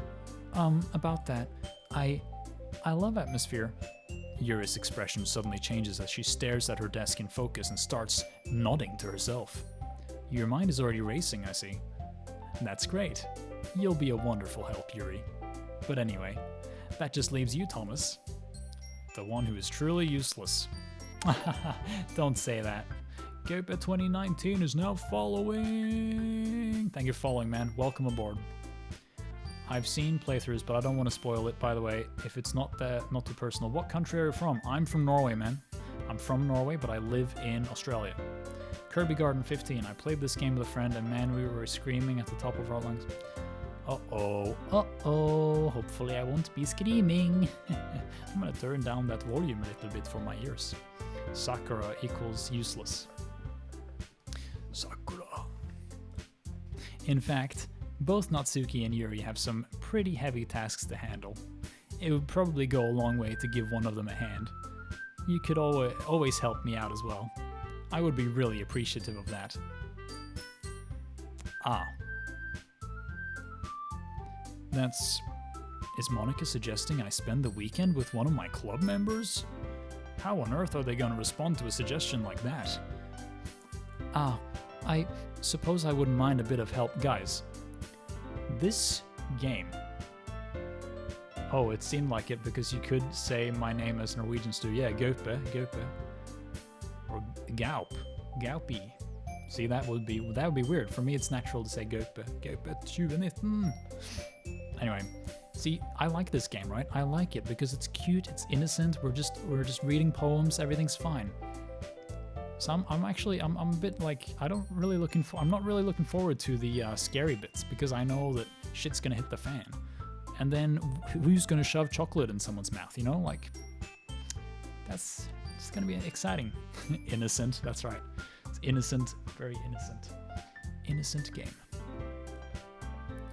Well, even if you don't know how to bake, there's always some dirty work I could give to you. It's not like Monica's going to give me a choice and you shouldn't be sitting on your butt anyway. Natsuki tries to mumble a bunch of excuses like that. If I recall, Natsuki, you mentioned that you would like to handle the baking on your own? Thomas may not like to be around if you only make him out to be a nuisance. So therefore, he may be more suited to assisting with the decorations. Hold on, I never said that. How hard could it be to make a few decorations anyway? Sounds more like you're just making excuses for Thomas to... But what are you saying? It will be extremely meticulous work. Jockey and mouth sim. That's right, Pat. And baking isn't? Just what do you think? Guys, let's settle down for a moment. In the end, I think it's up to Thomas to decide how he'd like to contribute. Besides, he hasn't really gotten the chance to spend any time with me yet, you know? So I'm sure he's interested in... You literally just said... I'm surprised as well. Sorry. I was just saying, though. Jeez. Can we just settle this already? Yeah. Thomas, you're okay with this, right? In the end, it's up to you. Ah. Oh, of course. Very well. In that case... Everyone looks straight at me. But of course I'm going to go with... I'm going to save it here, just as a precaution. You can never be too scared. I'm going to go with Yuri, of course. Oh, maybe I should go with Sayori because, maybe she... Nah, I'm going to follow my heart. Well, I'll probably be the most useful helping out Yuri. Me? Are you serious? Why would you... Natsuki, I can already tell you're about to say something mean. No. I was just saying. Ugh. So you'll be helping Yuri then, Thomas? Yeah. That's what I'm gonna do. I'm glad. I have a bad habit of overthinking these sorts of things, so I think your assistance will be very useful. That's great to hear. Natsuki, will you be able to handle the baking yourself? I mean, yeah. I already said I would be fine. Okay. Everyone can tell that Natsuki is feeling a little sour. So, is that everything we needed to go over? Yeah, that should be about it. Are you guys excited? Well, excited might not be the right word for it. But I suppose I'm looking forward to it a little bit. I'm glad you guys are having a good conversation about the Japanese. Because I don't understand it. But I'm glad somebody does. Do you feel the same way, Thomas? Me? I guess you could say I'm interested to see how it'll turn out. That's good enough for me. What about you, Natsuki? Natsuki? What? Why is everyone yelling at me? I didn't even do anything. No, that's not what I meant at all. Yuri anxiously glances between everyone in the room. I'm sorry for this. I don't really know why Thomas picked me, and also, your cupcakes are the best cupcakes I've ever had. It was because of the chocolate, Yuri, okay? It was because of the chocolate finger thing, okay? That was the reason I picked you, okay? Just let me have this moment, okay? Let me have this. They go really well with my tea, like the chocolate. And nothing that I do for the event will compare to that, so... I get it. I'm kind of surprised, though. Why? Well, I'm the one acting immature. I already know that. But you're trying to cheer me up all of a sudden. I know I'm not very good at it. I'm sorry if I said something bad. Natsuki isn't the only one surprised. Monica and I are also taken aback by Yuri's words. When she already has trouble with words, trying to cheer someone up must be far out of her own comfort zone. But I begin to understand. Yuri was trying to sound like Sayori. Even if it didn't work perfectly, I can tell that she tried to say something Sayori would say at a time like this. Because Sayori always helps everyone smile and feel good about themselves. No. I kind of appreciated it. Appreciated it? That's right. I'm sorry for making a big deal out of nothing. But I'm going to say this.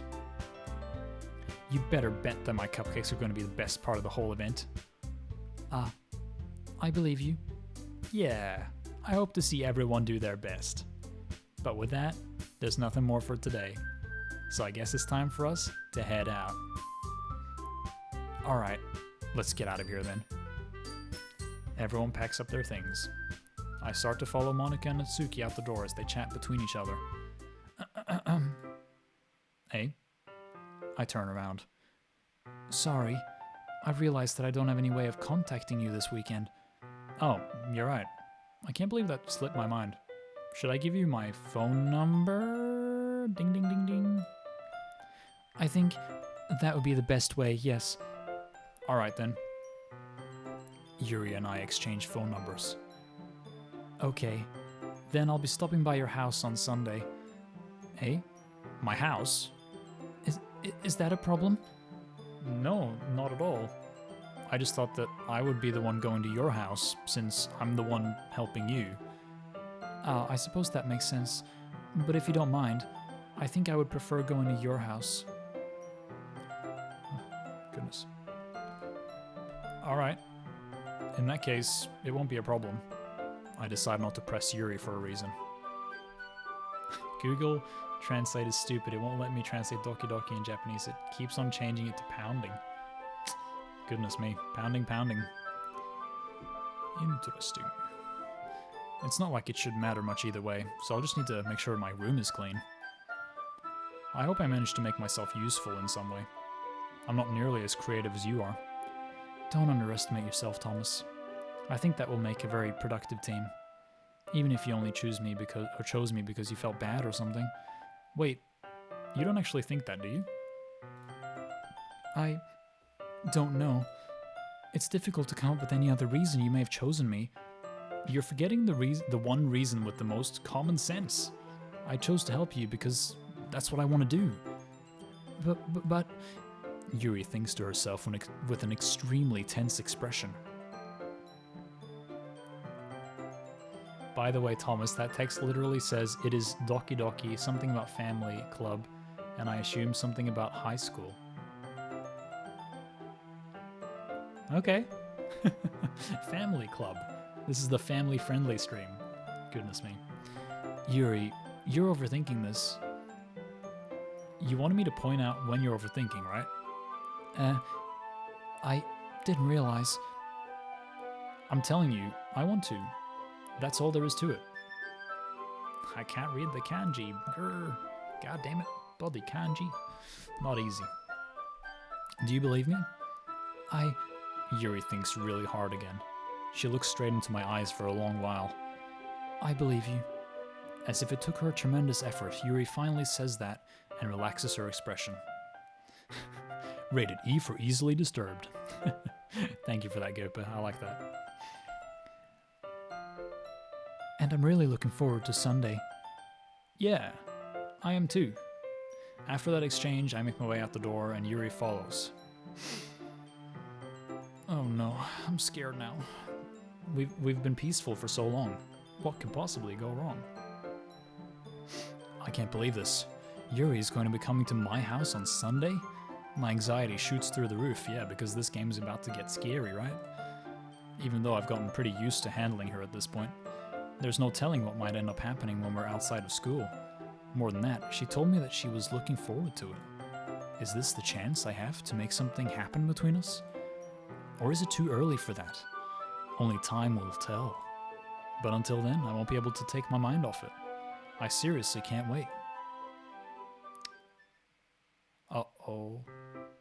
Oh no, guys, I'm scared. I'm so scared, guys. This is gonna get scary. I'm not ready for this. I'm not ready for this, bro. I'm not ready for this, bro. Oh no, bro. Freaking scared, bro. So freaking scared. It's already Sunday. I've been getting increasingly anxious about Yuri's upcoming visit. I keep telling myself there's no reason to be nervous, but it doesn't help much. See, this game is really clever because it's building the narrative of you being... it is okay for now. This game is building the narrative of you being anxious over a relationship and a girl that you're meeting, but actually you're anxious. Like they're gonna take that and they're gonna use it and twist it and turn it, and I'm scared. I don't know what's gonna happen, so I'm scared. But thank you, Gopa, for reassuring me that it's gonna be okay for now. Yuri is clearly an introvert and also an intimate person in general. There's no doubt that she'll open up a little bit when it's just the two of us. Meanwhile, we've even been texting occasionally. It gets, oh no. She was extremely apprehensive at first, but it wasn't long before I was already learning more about her. But putting Yuri aside, I haven't heard a thing from Sayori since she left the club early the other day. Oh no! It's not like we text each other all the time or anything, but I've been worried about her in the back of my mind. Between what Sayori said and what Monica said, is it really okay for me to put Sayori's feelings aside when she might need me? Oh no. Oh no, guys. I'm too ready for what's gonna happen, and Itskits is like scaring me in the chat. No, this better stop. Chill, it's fine. Well, Isabella, you would say that. You would say that because, you know, you like Monica so much. You don't care about her. Okay, let's visit her then. Sayori, best girl. Rather than asking, I simply tell her I'm coming over, much like we've done in the past. It's not fine. Oh no. Once I reach Sayori's house, I knock on the door. Guys, I'm like trembling because I'm so anticipating this because you guys are hyping it up so much. This is scary, all right? It's not. Once I reach Sayori's house, I knock on the door before entering it myself. Again, we used to play so often that we've made it a habit of simply entering each other's houses. Like, we're family. Don't tell him, just let him play. Thanks, Kirby. I know what's gonna happen. Oh no, not a dark screen. We Gucci. Guys, okay, tell me one thing. Does this game have really loud sounds? Like, is it gonna scream at my face and jump scare me? Because I'm not sure if I'm ready for that. You know, I'm not sure if I want to do that. Isabella says no. No, you're fine. Okay, because I don't like jumpy, scary things. It's gonna spook me so much. Okay. I gently open the door. No.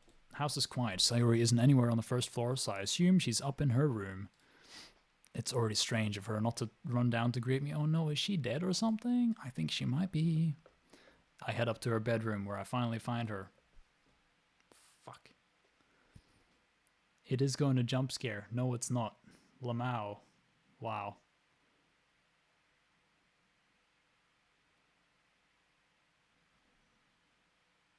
Guys, I don't like this.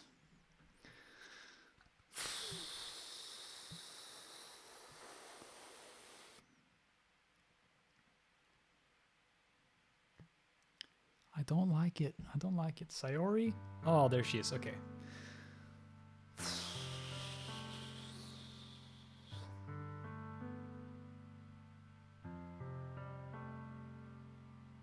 Yep.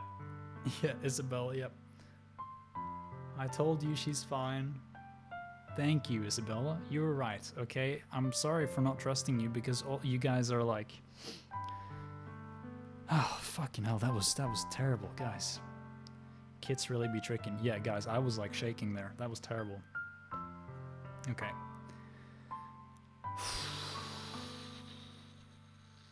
Mysterious. Oh, finally different music. Okay, let's read what she has to say. All right, this was too scary. Okay, guys. Thank you for keeping me company through this horrible time. All right. I'm really... Oh, boy, I'm shaking. This is terrible. I wasn't expecting this game to, you know, affect me so much. I guess I'm just a wuss. Hi, Thomas. I sit down in her room. You know, I was expecting, like, her to have hung herself or, like, blood on the walls or, like, her corpse, like, trying to eat me or something terrible, you know? But nah, this is fine. Sayori forces a smile, but it's easy to tell that she's different. There's a minute of silence between us. You haven't come over like this in a long time, have you? I guess you're right. Love this music. Yeah, Kirby, it's chill. They lull you into a false sense of security. Isabella, it's all G. Okay. It's all fine, bro. Well, thanks, guys. Okay, I'll believe you. For now. It's been a long time. Not much has really changed, has it? Sayori's room is as messy as it's always been. I also recognize the same stuffed animals and wall decorations that she's had for years now. If you came over more often, it wouldn't be such a mess. That's because I end up cleaning it for you. How come you suddenly wanted to come over today? You should see what I sent on Facebook, Thomas. Alright, give me a second.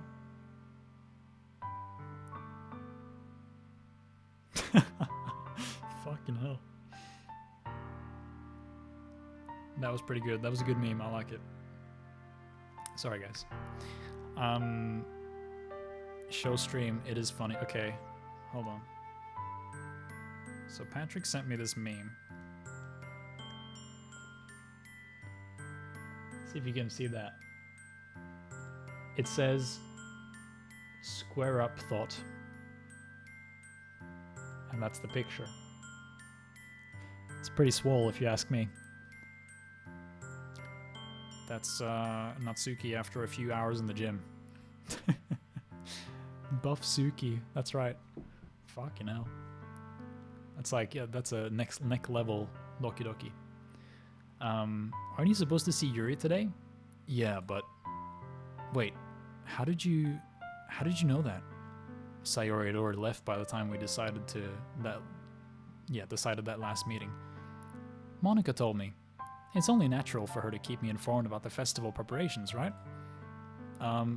That's true. Wait, is this Santa? But what about you? Aren't you going to be helping Monica today? Of course, but I'm just helping her online because of COVID-19. Wait, why did you spoil Patrick? That's right. Oh no! Oh, Jesus. We didn't plan to meet up or anything. Ah, so it's just me and Yuri then? Yep. There's more silence between us. Sayori stares in a random direction. Everything about her behavior is really uncharacteristic. I finally get to the point. I just wanted to see how you were doing. After you left on Friday, When something's wrong, you can't hide it from me. I know you too well. So, Sayori smiles, shaking her head. That's no good, Thomas. Eh? Why can't it just be like it's always been? This is all my fault. If I didn't get so weak and accidentally express my feelings, if I didn't make that stupid mistake, then you wouldn't have been worried about me at all. You wouldn't have come here. You wouldn't have even been thinking about me right now. But this is just my punishment, isn't it? I'm getting punished for being so selfish. I think that's why the world decided to have you come over today. It just wants to torture me. Sayori, I grab Sayori by the shoulders. What on earth are you saying? Are you listening to yourself right now? I know something happened to you. There's no other explanation for you to be like this. So tell me already. Until I know, I won't be able to stop thinking about it. Ah, Sayori gives me an empty smile. You really put me in a trap, Thomas. But you're wrong. Nothing happened to me. I've always been like this. You're just seeing it for the first time. He's calling you torture. She's calling you torture. Yeah, I know. I'm not an easy guy to be around, you know, guys. It's tough. Seeing what? What are you talking about, Sayori? You're really just gonna make me say it, aren't you, Thomas? I guess I have no choice this time. The thing is, I've had really bad depression my whole life. Did you know that? Why do you think I'm late for school every day? No, Sayori. Fuck Monica, I love Sayori. Oh, bother. Because most days I can't even find a reason to get out of bed. What reason is there to do anything when I fully know how worthless I am? Why go to school? Why eat? Why make friends? Why make other people put their energy and caring to waste by having them spend it on me? That's what it feels like. And that's why I just want to make everyone happy, without anyone worrying about me. I'm in shock. I can't even figure out how to respond. How is it possible that Sayori kept this from me the entire time that I've known her? Did she really want so badly for me to just not think about her? Why, Sayori? Why is it that you've never told me about this? It almost feels like I've been betrayed as your close friend. Because if I knew, I would have done everything I could to support you. Even if there was only so much that I could do. I would have tried a little bit harder to make every day a little better for you. That's why I'm your friend. All you had to do was tell me. You don't understand at all, Thomas. Why do you think I didn't tell you? Because if I told you, then you would have to waste effort caring about me instead of doing important things. I don't want to be cared about. It's bittersweet when people try to care about me. It feels nice sometimes, but it also feels like a bat being swung against my head. That's why I wanted so badly for you to make friends with everyone else. Helping everyone be happy together is the best thing for me. But then I discovered something else too. Seeing you make friends and get closer with everyone in the club, it feels like a spear going through my chest, my heart, chest, you know. So, that's why. That's why I decided the world just wants to torture me. Every path leads to nothing but hurt. You're right that I don't understand. I don't understand your feelings at all, Sayori. But I don't need to understand. Whatever it takes for me to help you stop hurting, that's what I'll do. No, Thomas. There's nothing. Nothing at all. The only thing that could have helped is if everything could be like it always was. But I was selfish. I finally showed you what a horrible person I am. Tears streak down Sayori's face. I made you join the literature club because I was selfish. And I was punished by my heart hurting in a way that I couldn't understand. And now you come here, and I made you hurt too. I'm just weak and selfish. That's all I am. And that's why I'm going to keep accepting these punishments. Because I deserve every last one. Without thinking, I once again grab Sayori's shoulders.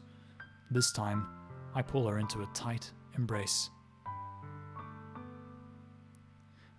Ah, Thomas. Sayori, I don't care if you feel selfish. I'm really happy that you convinced me to join the club. Seeing you every day makes it worthwhile enough. If I make friends with everyone else, then that's just a bonus. But please never underestimate how much I care about you. I wouldn't have it any other way. Thomas. Sayori isn't hugging me back. Despite my arms being wrapped around her, Sayori's arms remain at her sides. She starts sobbing next to my ear. No. Don't do this to me. Please don't do this. Thomas, Sayori barely manages to speak between her sobs. I don't know if I'm doing the right thing, but all I want for her is for her to know that I care. If you have it in you to call yourself selfish, then you have to let me be selfish too. No matter what it takes, I'll figure out what needs to change. I'll make these feelings go away. And if there's anything that you need me to do, then you'd better tell me. I'll get mad if you don't. I don't know. I don't know. Gently, Sayori finally puts her arms around me in return. I don't know anything. It's all really scary. I don't understand any of my feelings, Thomas. The only time I'm not feeling nothing is when I'm feeling pain. But your hugs are so warm, and that's really scary too. See, they're talking a lot about things being scary, you know? It's some scary foreshadowing. Let's see, I'm just going to read what you guys have been saying. Sayori is relatable to me because I know someone in the exact same situation. She won't go to school because she thinks she doesn't have a reason to stand up in the morning. Not to me, but maybe to her. Yeah, man. It sucks. That's the thing. People are, this can happen to people. Tell her to go to church. Okay. Purple Zebra, I don't think I've seen you here before. Welcome to the chat. What is wrong with the MC? He's so dumb for no reason. He just told his best friend who has depression that he feels betrayed by her for not telling him.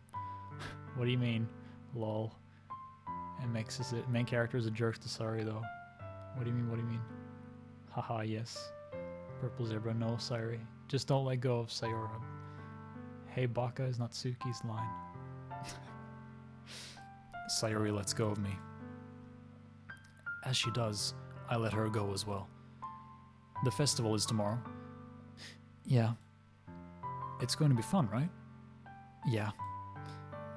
How would you like for me to spend it all with you? It's what I want. I promise. I think that would be nice then. Yeah. Sayori wipes her eyes. If I could spend the whole day here, I would. Ah, yes, the festival. Jesus, guys. Of all days, this has to be the one where I have other plans. Maybe I should cancel. No, don't. Please don't. If you did that, then I really wouldn't forgive you. But it's almost time for Yuri to meet me at my house. Can't wait to get to the festival. At the very least, do you want to come along and help out? It would be fun. To my surprise, Sayori shakes her head. I'm sorry. I don't know if that would be very good for me today. You understand, right? It's kind of hard for me to fully understand. But I'm trying my hardest. It's okay. Don't worry too much about it. I'll see you tomorrow, okay? Alright. I look forward to it. Savor every moment before the festival. I get it. Yep, that's what you gotta do. I say goodbye to Sayori and exit her house. On the way home, I find myself still feeling uneasy. But it's hard for me to keep thinking about it when Yuri is about to come over too. I think Sayori's right. I shouldn't be worrying too much, and we're definitely going to have a great time tomorrow. Yes. I should just focus on what's ahead of me. As I approach my house, as I approach my house, I see something that makes me feel a moment of panic. Sorry, I'm not going to do that for the whole thing. The music is really nice. I know, right, Purple Zebra? It's good compositions. Good composer. Yuri? Thank goodness. You're a little early. I'm sorry I wasn't home yet. Were you waiting for a long time? No, I just got here. But I started to get really nervous when nobody answered the doorbell. You always could have texted me. If I'd known, I would have reassured you and hurried more on my way home. I suppose that's true. I didn't think of that for some reason. It should be common sense to do that, but I decided to ignore it. Anyway, let's go inside. I see you brought a lot of stuff with you. That's right. And did you manage to find everything I asked you to buy as well? Yeah, pretty much. At least, I hope I got everything right. I'm sure it will be fine. Oh, look, my room. The first thing she does is glance around curiously, which makes me feel anxious. It's so clean. I cleaned it before you came over, so... That's very considerate of you to do. No. I would be really embarrassed for my room to be a mess while you were here. Well, I do enjoy cleaning. I would have gladly helped you clean. Dust allergies? Oh no. That's right, Gopa. That was my reaction too. I have bad dust allergies, so I would clean that room so fast. She need to shut her cupboard, shake my head. Well, it's my room, dude. It's my room. I need to shut my cupboard door. That would be even more embarrassing. Wait, don't look in there. I snatched Yuri's wrist, which was in the process of opening a desk drawer of mine. I'm sorry. I wasn't thinking for some reason. I was just spacing out. It's fine, it's fine. I let go of Yuri's wrist. She puts both of her hands firmly in her lap, as if making sure she's keeping track of them. So, should we get started? Sorry, that was me. Should we get started? She's gonna see her gimp suit, and that's right. I don't want her to see any of my kinks, you know. Wouldn't want that. Yes. I have a few things planned that you can help with. Decorations and other atmospheric enhancements. Atmospheric enhancements? You know, mood lighting, aromatherapy candles. Oh wow, I didn't know you planned on taking it that far. Of course.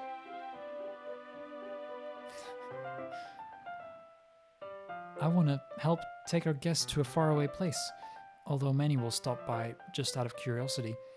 And for cupcakes, I guess.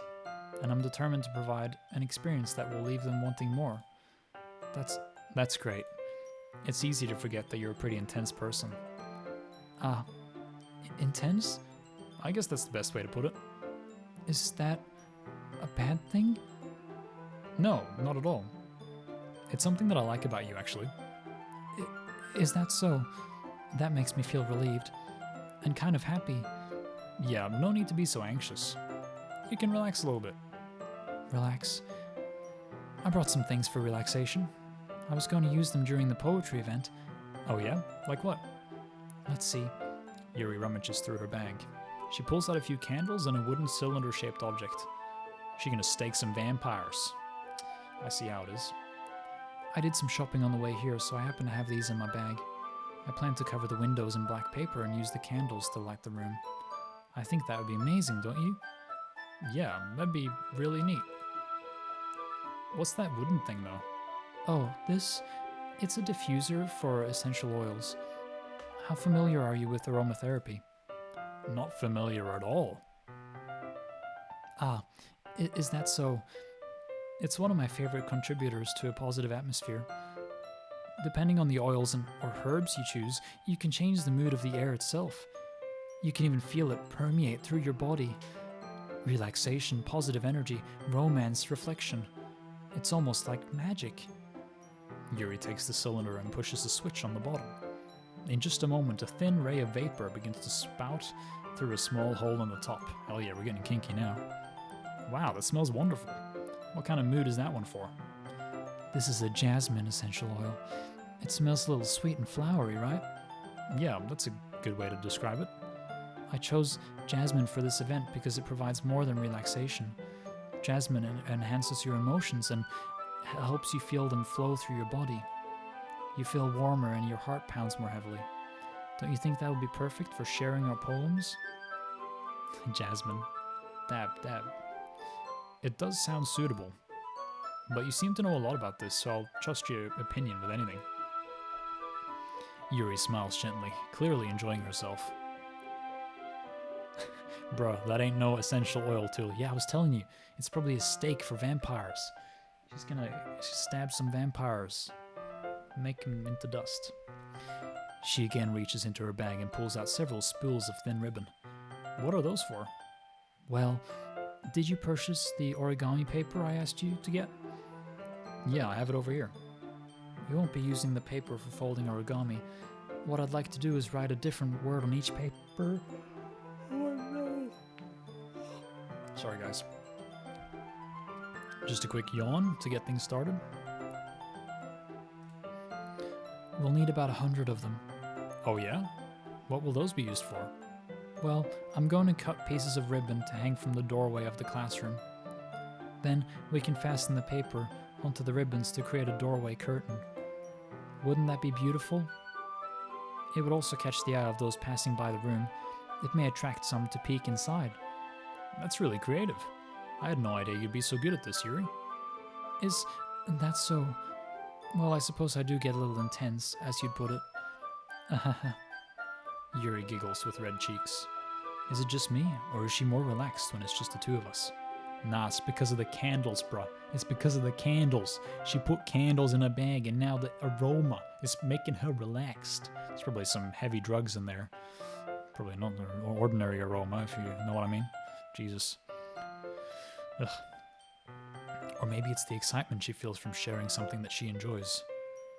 Here's a marker, Thomas. You can write any characters you want. I'll help you once I finish cutting the ribbons. Ah, alright. Sitting on the floor together, the two of us get to work. I carefully draw a different character on each paper, doing my best to manage my bad handwriting. Yuri unravels a long strand of red ribbon to her desired length. Then, she reaches into her bag once more and pulls out a pocket knife. Hey, the knife is strangely beautiful. Is she gonna stab me with it? Jesus.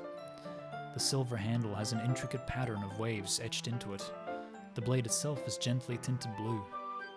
That's no ordinary pocket knife. Now this is a knife.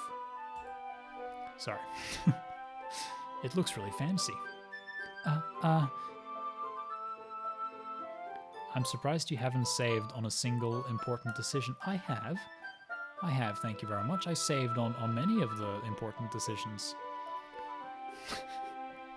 Is that bad? Oh no. Well, embarrassed, Yuri looks away. What is it? You're gonna think it's weird. Yuri, whatever it is, I have no reason to judge you. To each their own, you know? If you promise you won't be weirded out. Yeah, I promise. Alright. The thing is, I'm kind of into knives. Bruh. If a girl is in your bedroom, she got a bag full of knives, and she says, I'm so into knives, you better freaking run. That's not normal. Okay? Purple zebra, I love knives. Yeah, hell yeah. They're just so pretty. I can't help it. I don't know what it is. The combination of craftsmanship and feeling of danger, maybe? What am I saying? Please don't think I'm weird for this. You're laughing at me. No, I'm not laughing at you. It's just funny how nervous you got about sharing. It's an interesting thing to be into, I guess. But I think it kind of suits you. Suits me? Yeah, it's kind of intense. Besides, it's a really cool looking knife. I can't deny that. It is, isn't it? Yuri relaxes her expression once again. Would you like to hold it? Sure, I'll check it out. Yuri carefully hands me the knife, with the handle facing me. And I take it and turn it around in my hands. It feels heavy and extremely solid. Where do you even get a knife like this? Curious of its sharpness, I feel the point of the knife with my index finger. Ow! Thomas, why did you do that? I didn't expect it to be that sharp. I barely touched it at all. It's my fault. I should have warned you. This knife is extremely sharp. You can cut through skin like it's paper. Oh no. A small drop of blood trickles down the side of my finger, and she laps it up, doesn't she? She's gonna eat my finger. Yuri takes my hand and gives the wound a closer look.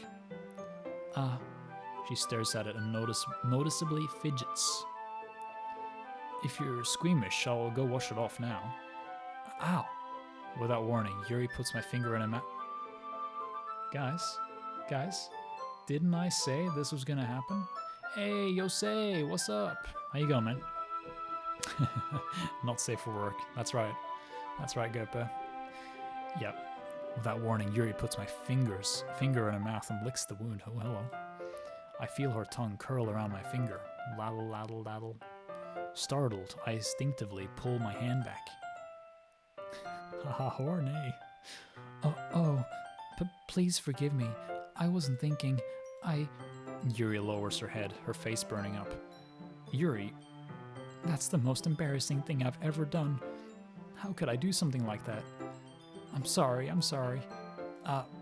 Sure, it was a little weird, and it took me by surprise.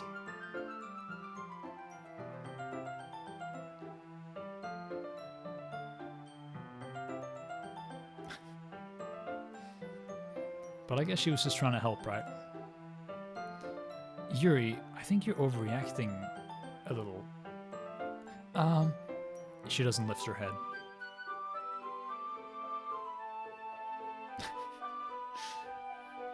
What if she doesn't recover from this for the rest of the afternoon? Alright, you know what? This might be a stupid thing to do, but I do it anyway. I take Yuri's hand and lick her index finger in return. Why? There's nothing on there. Why would you lick her finger in return? There's nothing on the finger. Like, hey, sure, if you put peanut butter on there, I'm like, maybe, but Jesus, there's nothing on there. Goodness me. Thomas, did you really just do that? Now we're even. Yuri looks at me like I did something wrong. I knew that would be a bad idea. If not for the sweet aroma of the jasmine oil, the air would be extremely heavy right now. You're so weird, Thomas. Yuri giggles shyly. Eh? Yuri calling me weird? I have no response to that. Where do you keep your bandages? I don't think I need one, actually. It was a tiny cut. Look, it already stopped bleeding. I see. That's relieving. The tension is quickly lifted. We each resume our respective activities. I watch Yuri's knife cut through the ribbon like it's nothing but air. Meanwhile, I continue to make progress on the paper. Is there something in the closet there that I can't see? Something scary in my room. I don't know. Oh, it's Kids. Thank you for hosting, man. Thank you. That means a lot. After we finish attaching the paper to the ribbons, we lay them all out side by side. Yeah, if you want to clip something, there's a clip button like right underneath the video. It's like to the right-hand side of the screen. I am on mobile. Oh, okay, I don't know. I'm not sure about mobile. It looks better than I expected, and will be very effective as a door curtain. It looks great. Good thinking, come up with this, Yuri. Ah, thanks. It's just something I saw online, really. Are you ready to move on to the next task? Yeah, let's do it. What do you have in mind? I'd like to create a banner. That's why I asked you to buy the paint tablets. Oh, that's right. One of the items Yuri had asked me to buy was a kit of watercolor paint tablets. We'll need about 6 cups of water to put each of the tablets in. Do you mind fetching those for us? Of course not. 6 cups of water. I'll be right back in a minute. Thank you very much. Oh, don't tell him to do Alt F4, guys. Come on. That's just mean. Don't do that, man. Don't press Alt F4. That just closes everything. Oh, and just a little bit of water is okay. If you fill the cups too much, it'll be too diluted. Taking Yuri's advice, I decided to use a small plastic bathroom cups rather than full-size glasses. I put them on a plate to catch any paint that drips, then bring it back into my room. Joke's on you, he's on mobile.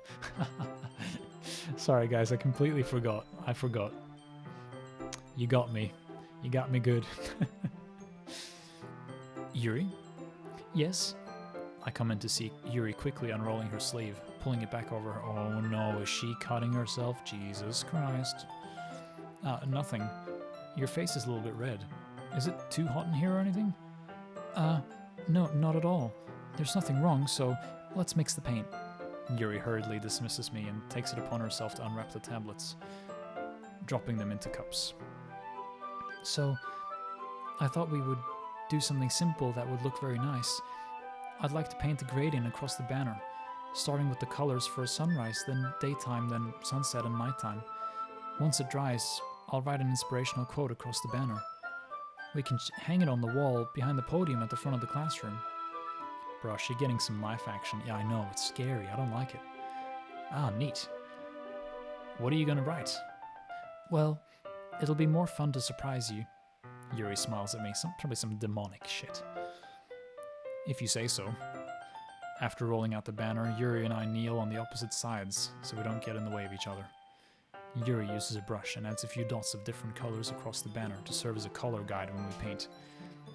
This kind of reminds me of elementary school. Painting on a banner with watercolors feels a lot like the art class projects we had back then. It's relaxing. I'm sorry if this feels too childish. No, I didn't mean that at all. It's kind of fun, you know? Yeah, it is fun. I'm glad you feel that way too. Yuri stops painting for a moment, thinking to herself. For me, I don't need to go out and do crazy things to have fun. In fact, I usually don't even want to. I just like when I can spend time with one other person. Even if that's something simple like reading, it doesn't even matter if we don't talk much. Just having a friend next to me makes things feel a little bit nicer. I think that's all it takes for me to be happy. Is that so? Even if Yuri and I are quite different, I can understand where she's coming from. I feel that way about things like anime and games, where simply sharing the experience with someone can make me happy. I'm sorry. Was that a jab at me?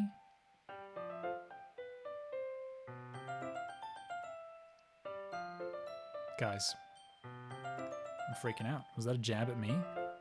Because I'm streaming? Does the game know I'm streaming? Uh-oh. I think I feel the same way. Yuri smiles gently. I knew you'd understand. Yuri leans over the banner to grab an unused paintbrush, but I move at the same time, causing my head to bump into hers. Kia. Sorry. Yuri reels back, and I quickly lift my hands in surprise. Are you hurt? No, I'm not hurt. It just startled me, that's all. Sorry. I should have asked you to get it for me. It's not your fault. Ah, your face. There are droplets of paint on Yuri's face and neck. Is there something on my face? Yeah, I accidentally got paint on you. Sorry. She's a knife around college. She's from a different game. Jesus, this is scary. Sorry, it's totally my fault. I'll get a towel right away.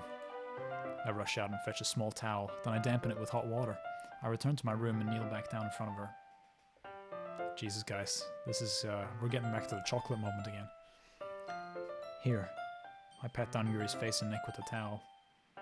Ah, is something wrong? It's hot. I just didn't expect it. Sorry, I didn't want to use cold water. Having finished, I start to retract my hand, but Yuri suddenly holds my wrist. Wait. Hey? Just for a little longer. It feels really nice. Ah. I keep my hand still against Yuri's neck. She looks into my eyes. It's an intense expression that I recognize from when she reads her books. Yeah, this is the hot towel stream. Almost as if she's lost in a daze, enveloped by her own thoughts. She breathes gently, half through slightly parted lips. What is happening? Is it the aroma of the jasmine oil giving me this dizzy feeling? Yuri's gentle fingers wrapped around my wrist, sending a tingling sensation through my arm. And suddenly, her face seems to be much closer to mine than it was just a moment ago. Ah. Yuri slowly pulls away. Sorry. I've been feeling a little lightheaded today. I didn't mean to space out. It's fine. The moment is over as soon as it began. Well, there you go, folks. That wasn't that exciting. God damn it. Yuri picks up her brush again, but her movements seem clumsier, like she's unable to focus. I remain silent, forced to ignore the events that just transpired. I hesitantly retrieve my own brush and continue following Yuri's example. Well, it's probably what you put in the diffuser. That should do it. I finish filling the night sky with white dots that look like stars. Looking at the banner as a whole, it's very pretty and natural looking. I think it came out better than I expected. I'm really happy with the results. Yeah, me too. Are you going to add the lettering now? Not yet. It needs to dry first. That's true, but won't that take a while? Well, perhaps it would be best to leave it here, then have you bring it in the morning. I can do all the lettering in the classroom before our event starts. Is that okay? That's totally fine. Wonderful. In that case, I don't think there's anything more for us to do here. Phew. You say that like you're glad it's over. Was I wrong to assume that you were at least enjoying yourself a little bit? No, it's not that. I'm just glad that we managed to get everything done. I see. I am too. I was a little concerned about time. I need to start making dinner soon. So you don't have any time left? I was secretly hoping we would have extra time after finishing the work. Well, Yuri thinks to herself. I think it would be too irresponsible of me to wait much longer. I'm sorry. I was hoping there would be more time as well. It's probably my fault. Sorry for being such a slow worker. No, it's not your fault at all. And the important thing is we got everything done, right? Yeah. So, I shouldn't be disappointed or anything. Gathering all her things, Yuri seems to look a little downcast. I understand why. It sounded like she rarely gets the opportunity to spend time with friends in a relaxed environment. But that doesn't mean this is the last time it can happen. Once Yuri packs up, I walk her out the front door. Thank you very much for having me today. No problem. I'm glad I was able to help. Just let me know if there's anything else you need me to bring tomorrow. I will. Well then. Yuri fidgets. I guess I'll see you tomorrow. Wait, I kind of say that without thinking. About today. It's fine that we didn't have as much time as we wanted, because we can do this again. Whenever you want, you can come over, or we can go out somewhere. I forgot you don't like going out much. As I stumble over my words, Yuri simply smiles bashfully. Anyway, you know what I'm trying to say, so... You're very thoughtful, Thomas. Yuri takes a step closer to me, then briefly squeezes my hand. I kind of like that about you. Well, how am I supposed to respond to that? But I don't even get a chance to, as Yuri suddenly pulls back. Sayori? What? Hi, Thomas. Sayori? Just now, we weren't... It's okay, Thomas. I just stopped by to say hi. Well, it's nice to see you. God damn it. Why are they always blocking us? This is what they do. They tease us, they tease us, and then we think we're going to get that chocolate action, and it's instead going to be something horrible. Oh dear. I'm sorry, but I'm already on my way to leave. Oh, really? That's too bad. I'm sorry, but we'll all be together at the festival tomorrow, so that's fine, right? Of course. Sayori beams. Yeah, so I'll see you tomorrow. Clearly embarrassed, Yuri hurries off. Sayori waves goodbye after her. Hey, I brought the bread you asked me to get, and now you can finally go make me a sandwich. Ah, no. This is no. Aw. Very sad. Sayori, I thought you didn't want to come over today. Well, I tried staying in my room, but my imagination was being really mean to me, so I had to come here and see it for myself. See what? What are you talking about? You know, how much fun you were having with Yuri, and how close you got to her. It makes me really happy that you've made such good friends. That's all that matters to me. Tears start to fall down Sayori's face. That's all that matters to me. Why am I feeling this way, Thomas? I'm supposed to be happy for you. Why does it feel like my heart is splitting in half? It hurts so much. Everything hurts so much. This would be so much better if I could just disappear. Sayori, don't say that. It's true, Thomas. If I wasn't here, then you wouldn't have to waste your sympathy on me. You wouldn't have to put up with me being selfish. Monica was right. I should just... Monica? Monica was right about what? Sayori, what I said before is true. I'm not going to let this continue. Caring about you like this isn't the burden your mind is making it out to be. It's something that makes me happy. It's something that I wouldn't trade for anything else. So even if it takes an entire lifetime, I'm going to be by your side until you don't feel any more pain. But... Sayori looks away. I put a hand on her shoulder to reassure her. I'm scared, Thomas. I'm really scared. What are you scared of, Sayori? I'm scared that I might like you more than you like me. Sayori? It's true, isn't it? I was weak and started to like you too much. I did this to myself. Thomas, I like you so much that I want to die. That's how I feel. And... That's enough, Sayori. I don't want you to hurt anymore. I slide my hand down Sayori's arm and squeeze her hand in my own. Do you remember how I said I always know what's best for you? Do you still believe me? Wordlessly, Sayori nods. Even if you don't understand all of your own feelings, I know what you need the most right now. And that's what I'm going to give it to you. Excuse me?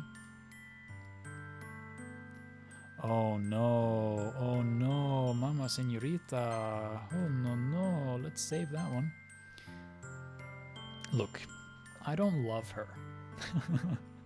Oh fuck, you better reassure her.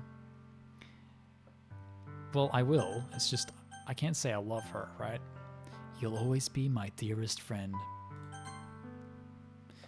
You'll always be my dearest friend. Yeah, there's something I don't understand. If you love someone so much you want to die, then why would you want to leave them? Look, love can be complicated sometimes, especially in anime.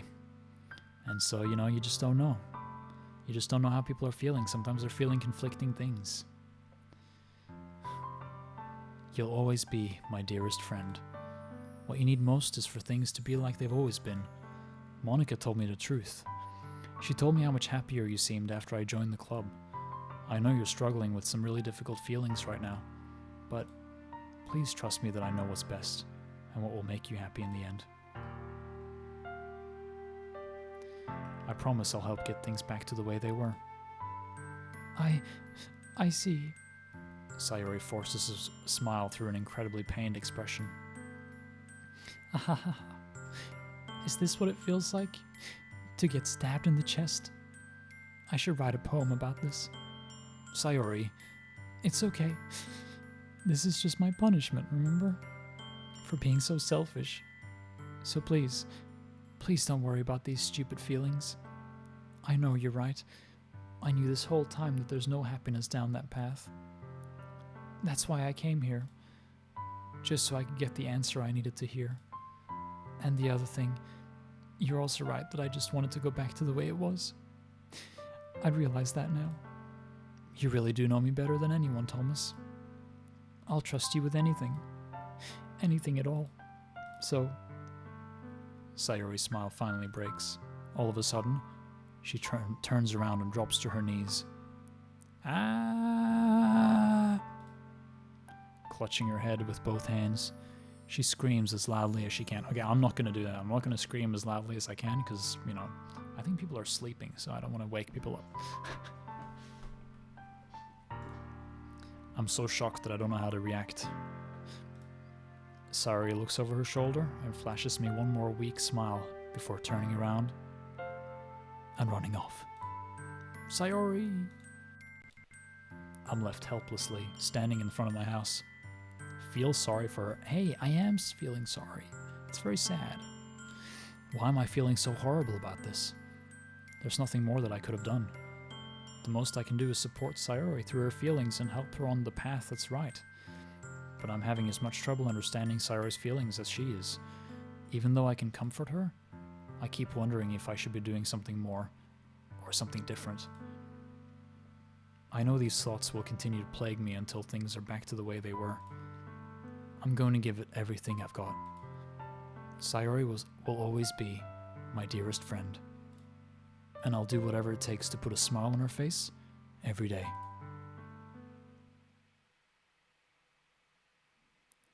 It's the day of the festival. Okay, guys. It is 11:26 p.m. in Brisbane right now in Australia, and I've been streaming for almost 3 hours. So I know you guys will be like, no, don't stop it now. We're only getting to the good bit.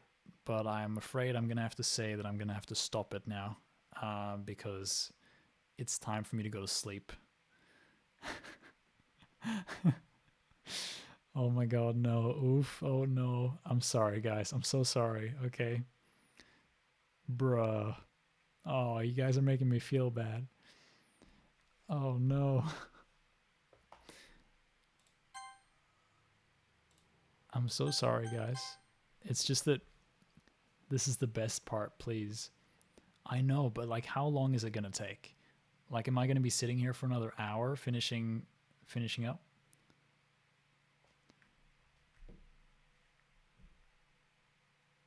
No. Are you telling me this is like, it was gonna be great now? Okay, well, it's fast. Oh no. Is it? Oh no. Really fast and scary? Okay, well, pacing is about to ramp up. Really? 5 minutes? Can someone confirm that? Because if it's only 5 minutes, then I will stay on. Yes. Okay, well, I guess I can endure 5 minutes of torture before I go to bed. Like 10 minutes. Okay, fine, I'll keep going. 5 to 10. Okay, since you guys are so accurate with your things, but if it's any more than that, I will come down on you with a hammer and be like, that's it, that's enough. Okay, it's the day of the festival. Of all days, I expected this to be the one where I'd be walking to school with Sayori. But Sayori isn't answering her phone. I considered going to her house to wake her up, but decided that's a little too much. Meanwhile, the preparations for the event should be nearly complete. The banner that Yuri and I painted is dry, and I gently rolled it up to take with me.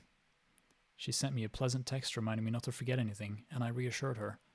Funnily enough, I probably feel the same way as Natsuki about the event. You know, one thing that I'm noticing now is that the music has stopped, which is kind of sending me up the wall. I'm more excited for it to be over so I can spend more time with Sayori and Yuri at the festival, but knowing Monica, I'm sure the event will be great too. Oh no, guys. Oh no. Thomas, you're the first one here. Thanks for being early. That's funny, I thought at least Yuri would be here by now. Monica is placing little booklets on each of the desks in the classroom. Why is there no music? Why is there no music? Oh shit, oh shit, oh shit. Shit's about to get real. Ooh, ooh, ooh. See, I'm nervous, and that's why I'm singing. They must be the ones she prepared that have all the poems for performing. You're going to want to play more after this. Well, we can play more on Tuesday. In the end, I found a random poem online that I thought Monica would like and submitted it. So that's the one I'll be performing. I'm surprised you didn't bring Sayori with you. Yeah, she overslept again. That dummy. You'd think that on days like... you'd think that on days this important, she'd try a little harder. I say that, but I suddenly remember what Sayori told me yesterday, and I suddenly feel awful, knowing that it's not nearly that simple for her. Because you aren't pushing buttons. I only said it because it's the way I'm used to thinking, but maybe I should have gone to wake her up at all. No one spoil. Okay, well, maybe I will not look at the chat for a bit. You should take a little responsibility for her, Thomas. I mean, especially after your exchange with her yesterday. You kind of left her hanging this morning, you know. Exchange? Monica, you know about that? Of course I do. I'm the club president, after all. She probably knows everything, right? But I stammer, embarrassed. Did Sayori really tell her about it that quickly? About how I basically turned down her confession? That makes me really seem like the bad guy here. But I'm the one who knows what's best for her. Okay, here's my prediction.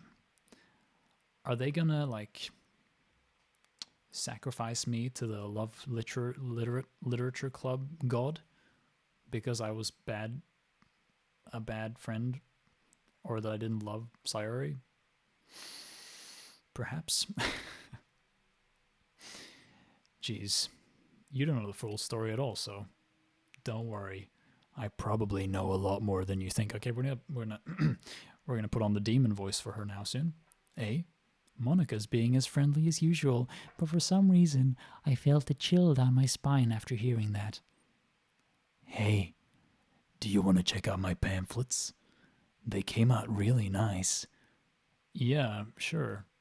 I grabbed one of the pamphlets laid out on the desk. Oh yeah, they really did. Something like this will definitely help people take the club more seriously. Yeah, I thought so too. I flipped through the pages. Each member's poem is neatly printed on its own page. Why is no one else here? Giving it an almost professional feel. I recognize Natsuki's and Yuri's poems from the ones they performed during our practice. What's this? I flipped to Sayori's poem. Oh no, it's going to be like, I'm dead, I killed myself. It's different from the one she practiced. It's one that I haven't read before. Oh no, get out of my head, get out of my head. Oh wow, that's... I'm not going to read all that. I do what I know is best for you. Furthest and everything she said to me. Before I show you how much I love you, before I finish writing... But a poem is never actually finished, it just stops moving. Okay, guys. Okay. Ah, what is this? Reading the poem, I get a pit in my stomach. Thomas, what's wrong? Ah, nothing. This poem feels completely different from everything else Sayori's written. Okay, take a deep breath. But more than that, get out of my head. Sounds like a Linkin Park song. Whoops. I changed my mind. I'm going to get Sayori, so... Ah, well, I'm afraid I can't let you do that. Try not to take too long, okay? I quickly leave the classroom. Don't strain yourself. Monica calls that out after me. I quicken my pace. Okay, guys. This is the one where we see her dead in the room, right? Is this... Oh, what was I thinking? I should have tried a little bit harder for Sayori. It's not a big deal to at least wait for her or help her wake up. Even the simple gesture of walking her to school makes her really happy. Besides, I told her yesterday that things will be the same as they always have been. That's all she needs, and what I want to give her. I reach Sayori's house and knock on the door. I don't expect an answer since she's not picking up her phone either. Like yesterday, I opened the door and let myself in. Ah, guys. Fucking hell, Sayori. She really is a heavy sleeper. I can't even look. I swallow. I can't believe I ended up doing this after all. Waking her up in her own house. Oh, fuck. Isn't that more like something a boyfriend would do? In any case, it just feels right. Outside Sayori's room, I knock on her door. Guys. Okay. I'm glad I have you guys here with me to enjoy this torture, and the fact that you don't want me to sleep tonight, that's just swell. She is actually fine, bro. Well, you said she wasn't last time, so I think maybe she is now. Sayori, wake up, dummy. There's no response. Fucking hell, that alert scared me. Serimitoka 1983, thank you for following, man. Jesus fucking Christ. Twitch alert scared me. The Streamlabs alert. I really didn't want to have to enter her room like this. Isn't it kind of a breach of privacy? But she really leaves me no choice. I gently opened the door. Oh, fucking hell.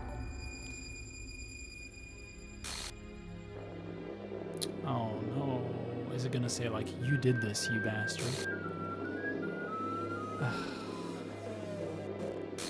Well, oh no. Oh, the game's crashing. Script chapter 5.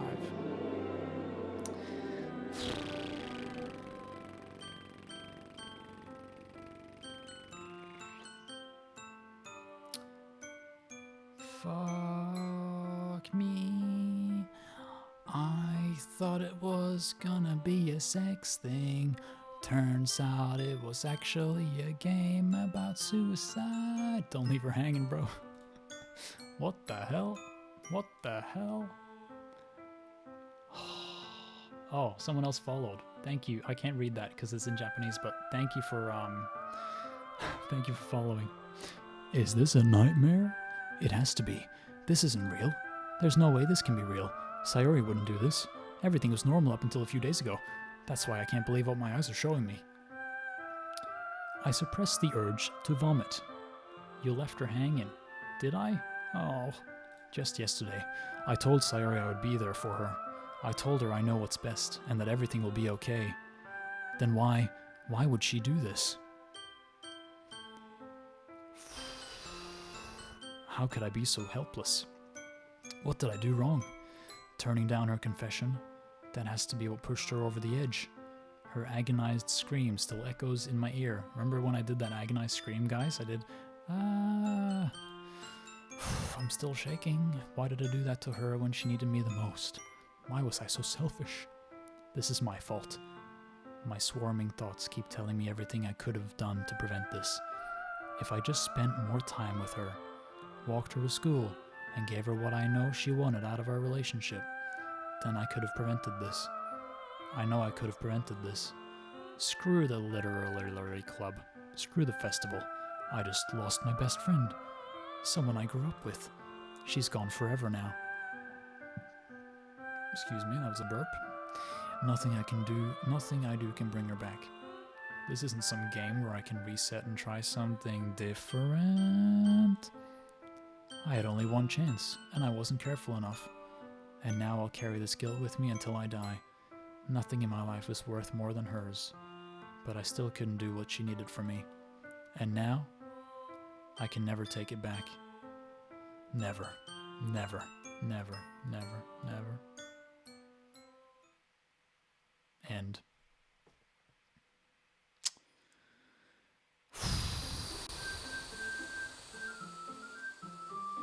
Wait, what the fuck? What does that mean?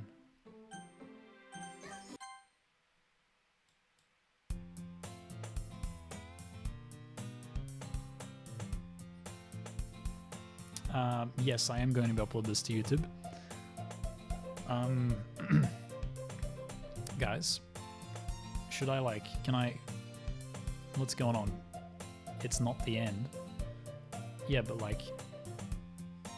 do I click through this? I can't understand this.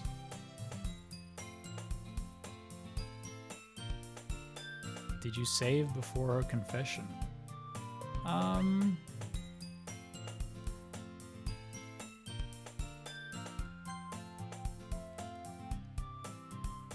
Yeah, I did, because I could choose I love you, or I could choose the other one. But, there's nothing here, though. Where are my saves? Where are my 6 saves? It wipes the saves.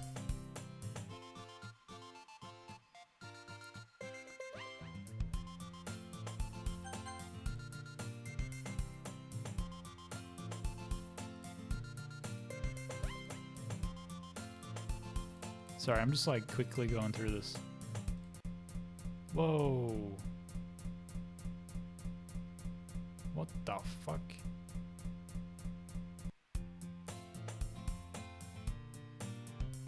Okay, guys. I need to go to sleep. Fucking hell. I'm so confused right now.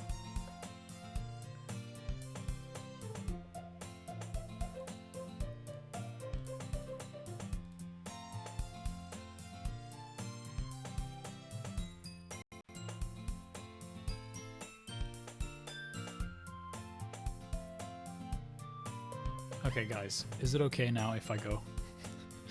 Can I go now? I'm gonna keep playing, okay? It's just I have to go to sleep now. I want to continue on Tuesday.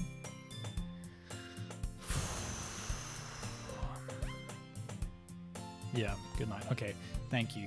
I'm gonna save. Will this keep my save? Hopefully, because the other ones didn't.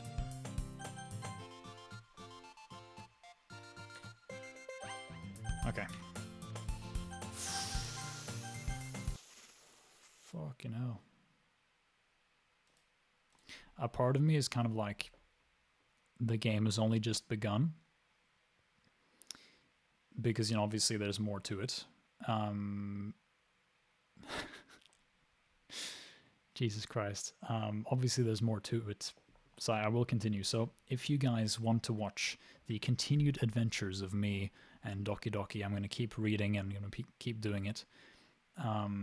Play 4 hours for the intro. I know, right? It's pretty crazy. But yeah, I'm going to keep playing on Tuesday. So if you guys want to come and join me, it'll be on Tuesday. Make sure you follow the channel so that you get a notification when I'm going live. But I'm going live on Tuesday. You can see in the description, you can see the in the description, sorry, there is a timer to when I'm going to stream. And it'll say the time in your time zone as well. So if you look in the description, there will be like a little timer countdown. So look at that. It's around the same time as today, but yeah, around that time. And yes, I do have a Discord. See if that works. Does that work? I'm from... Oh, yeah, you're from Brisbane. Yes, 8 o'clock. 8 p.m. 8 p.m. Brisbane time. 8 p.m. this... I do have a Discord, sorry. The link just didn't work. Okay, I'll be back from work by then. It's not there. I know. Okay, if you give me 1 minute, I'll link you guys a Discord, Discord channel. Just give me 1 minute. 1 minute. I'm Arizona. Ah, cool, man. Nice of you to join us. Jesus, I'm still shaky, guys.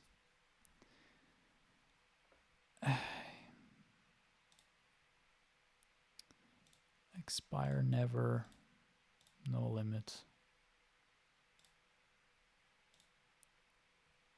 Copy. Okay, guys. Here's the Discord link. Feel free to join the Discord with that link if you want to. And I will see you there. Maybe we can have a chat. That'd be nice. But yeah, to wrap things up, I just want to say that this game is getting on my nerves. Oh, already someone's here. But yeah, I'm freaking out a little bit because that was really scary. I knew that she was going to kill herself. I was so sure of it. I was like, I was 100% sure that she was going to do that. And I thought that was really frightening. Oh, Gopa, nice of you to join me. But yeah, it was really scary. But thank you so much, guys, for watching. This has been incredible. Like, playing Doki Doki, there are so many people here right now, and so many cool new people I've met in chat today. Even though we had some downs in the middle there, I just can't believe it. You guys are amazing. So thank you so much for following me on my Doki Doki journey, considering I've never played this game before. But yeah. Okay, guys, I'm going to call it then. I'm going to go and sleep. So have a good night, guys. And, oh yeah, that's right. Nightbot reminding me to plug my socials. That's my socials. I recently posted a YouTube video. I posted it today. So if you want to go check that one out, feel free to do that. Anyway, good night, guys. Love you guys. See you on Tuesday. Bye-bye.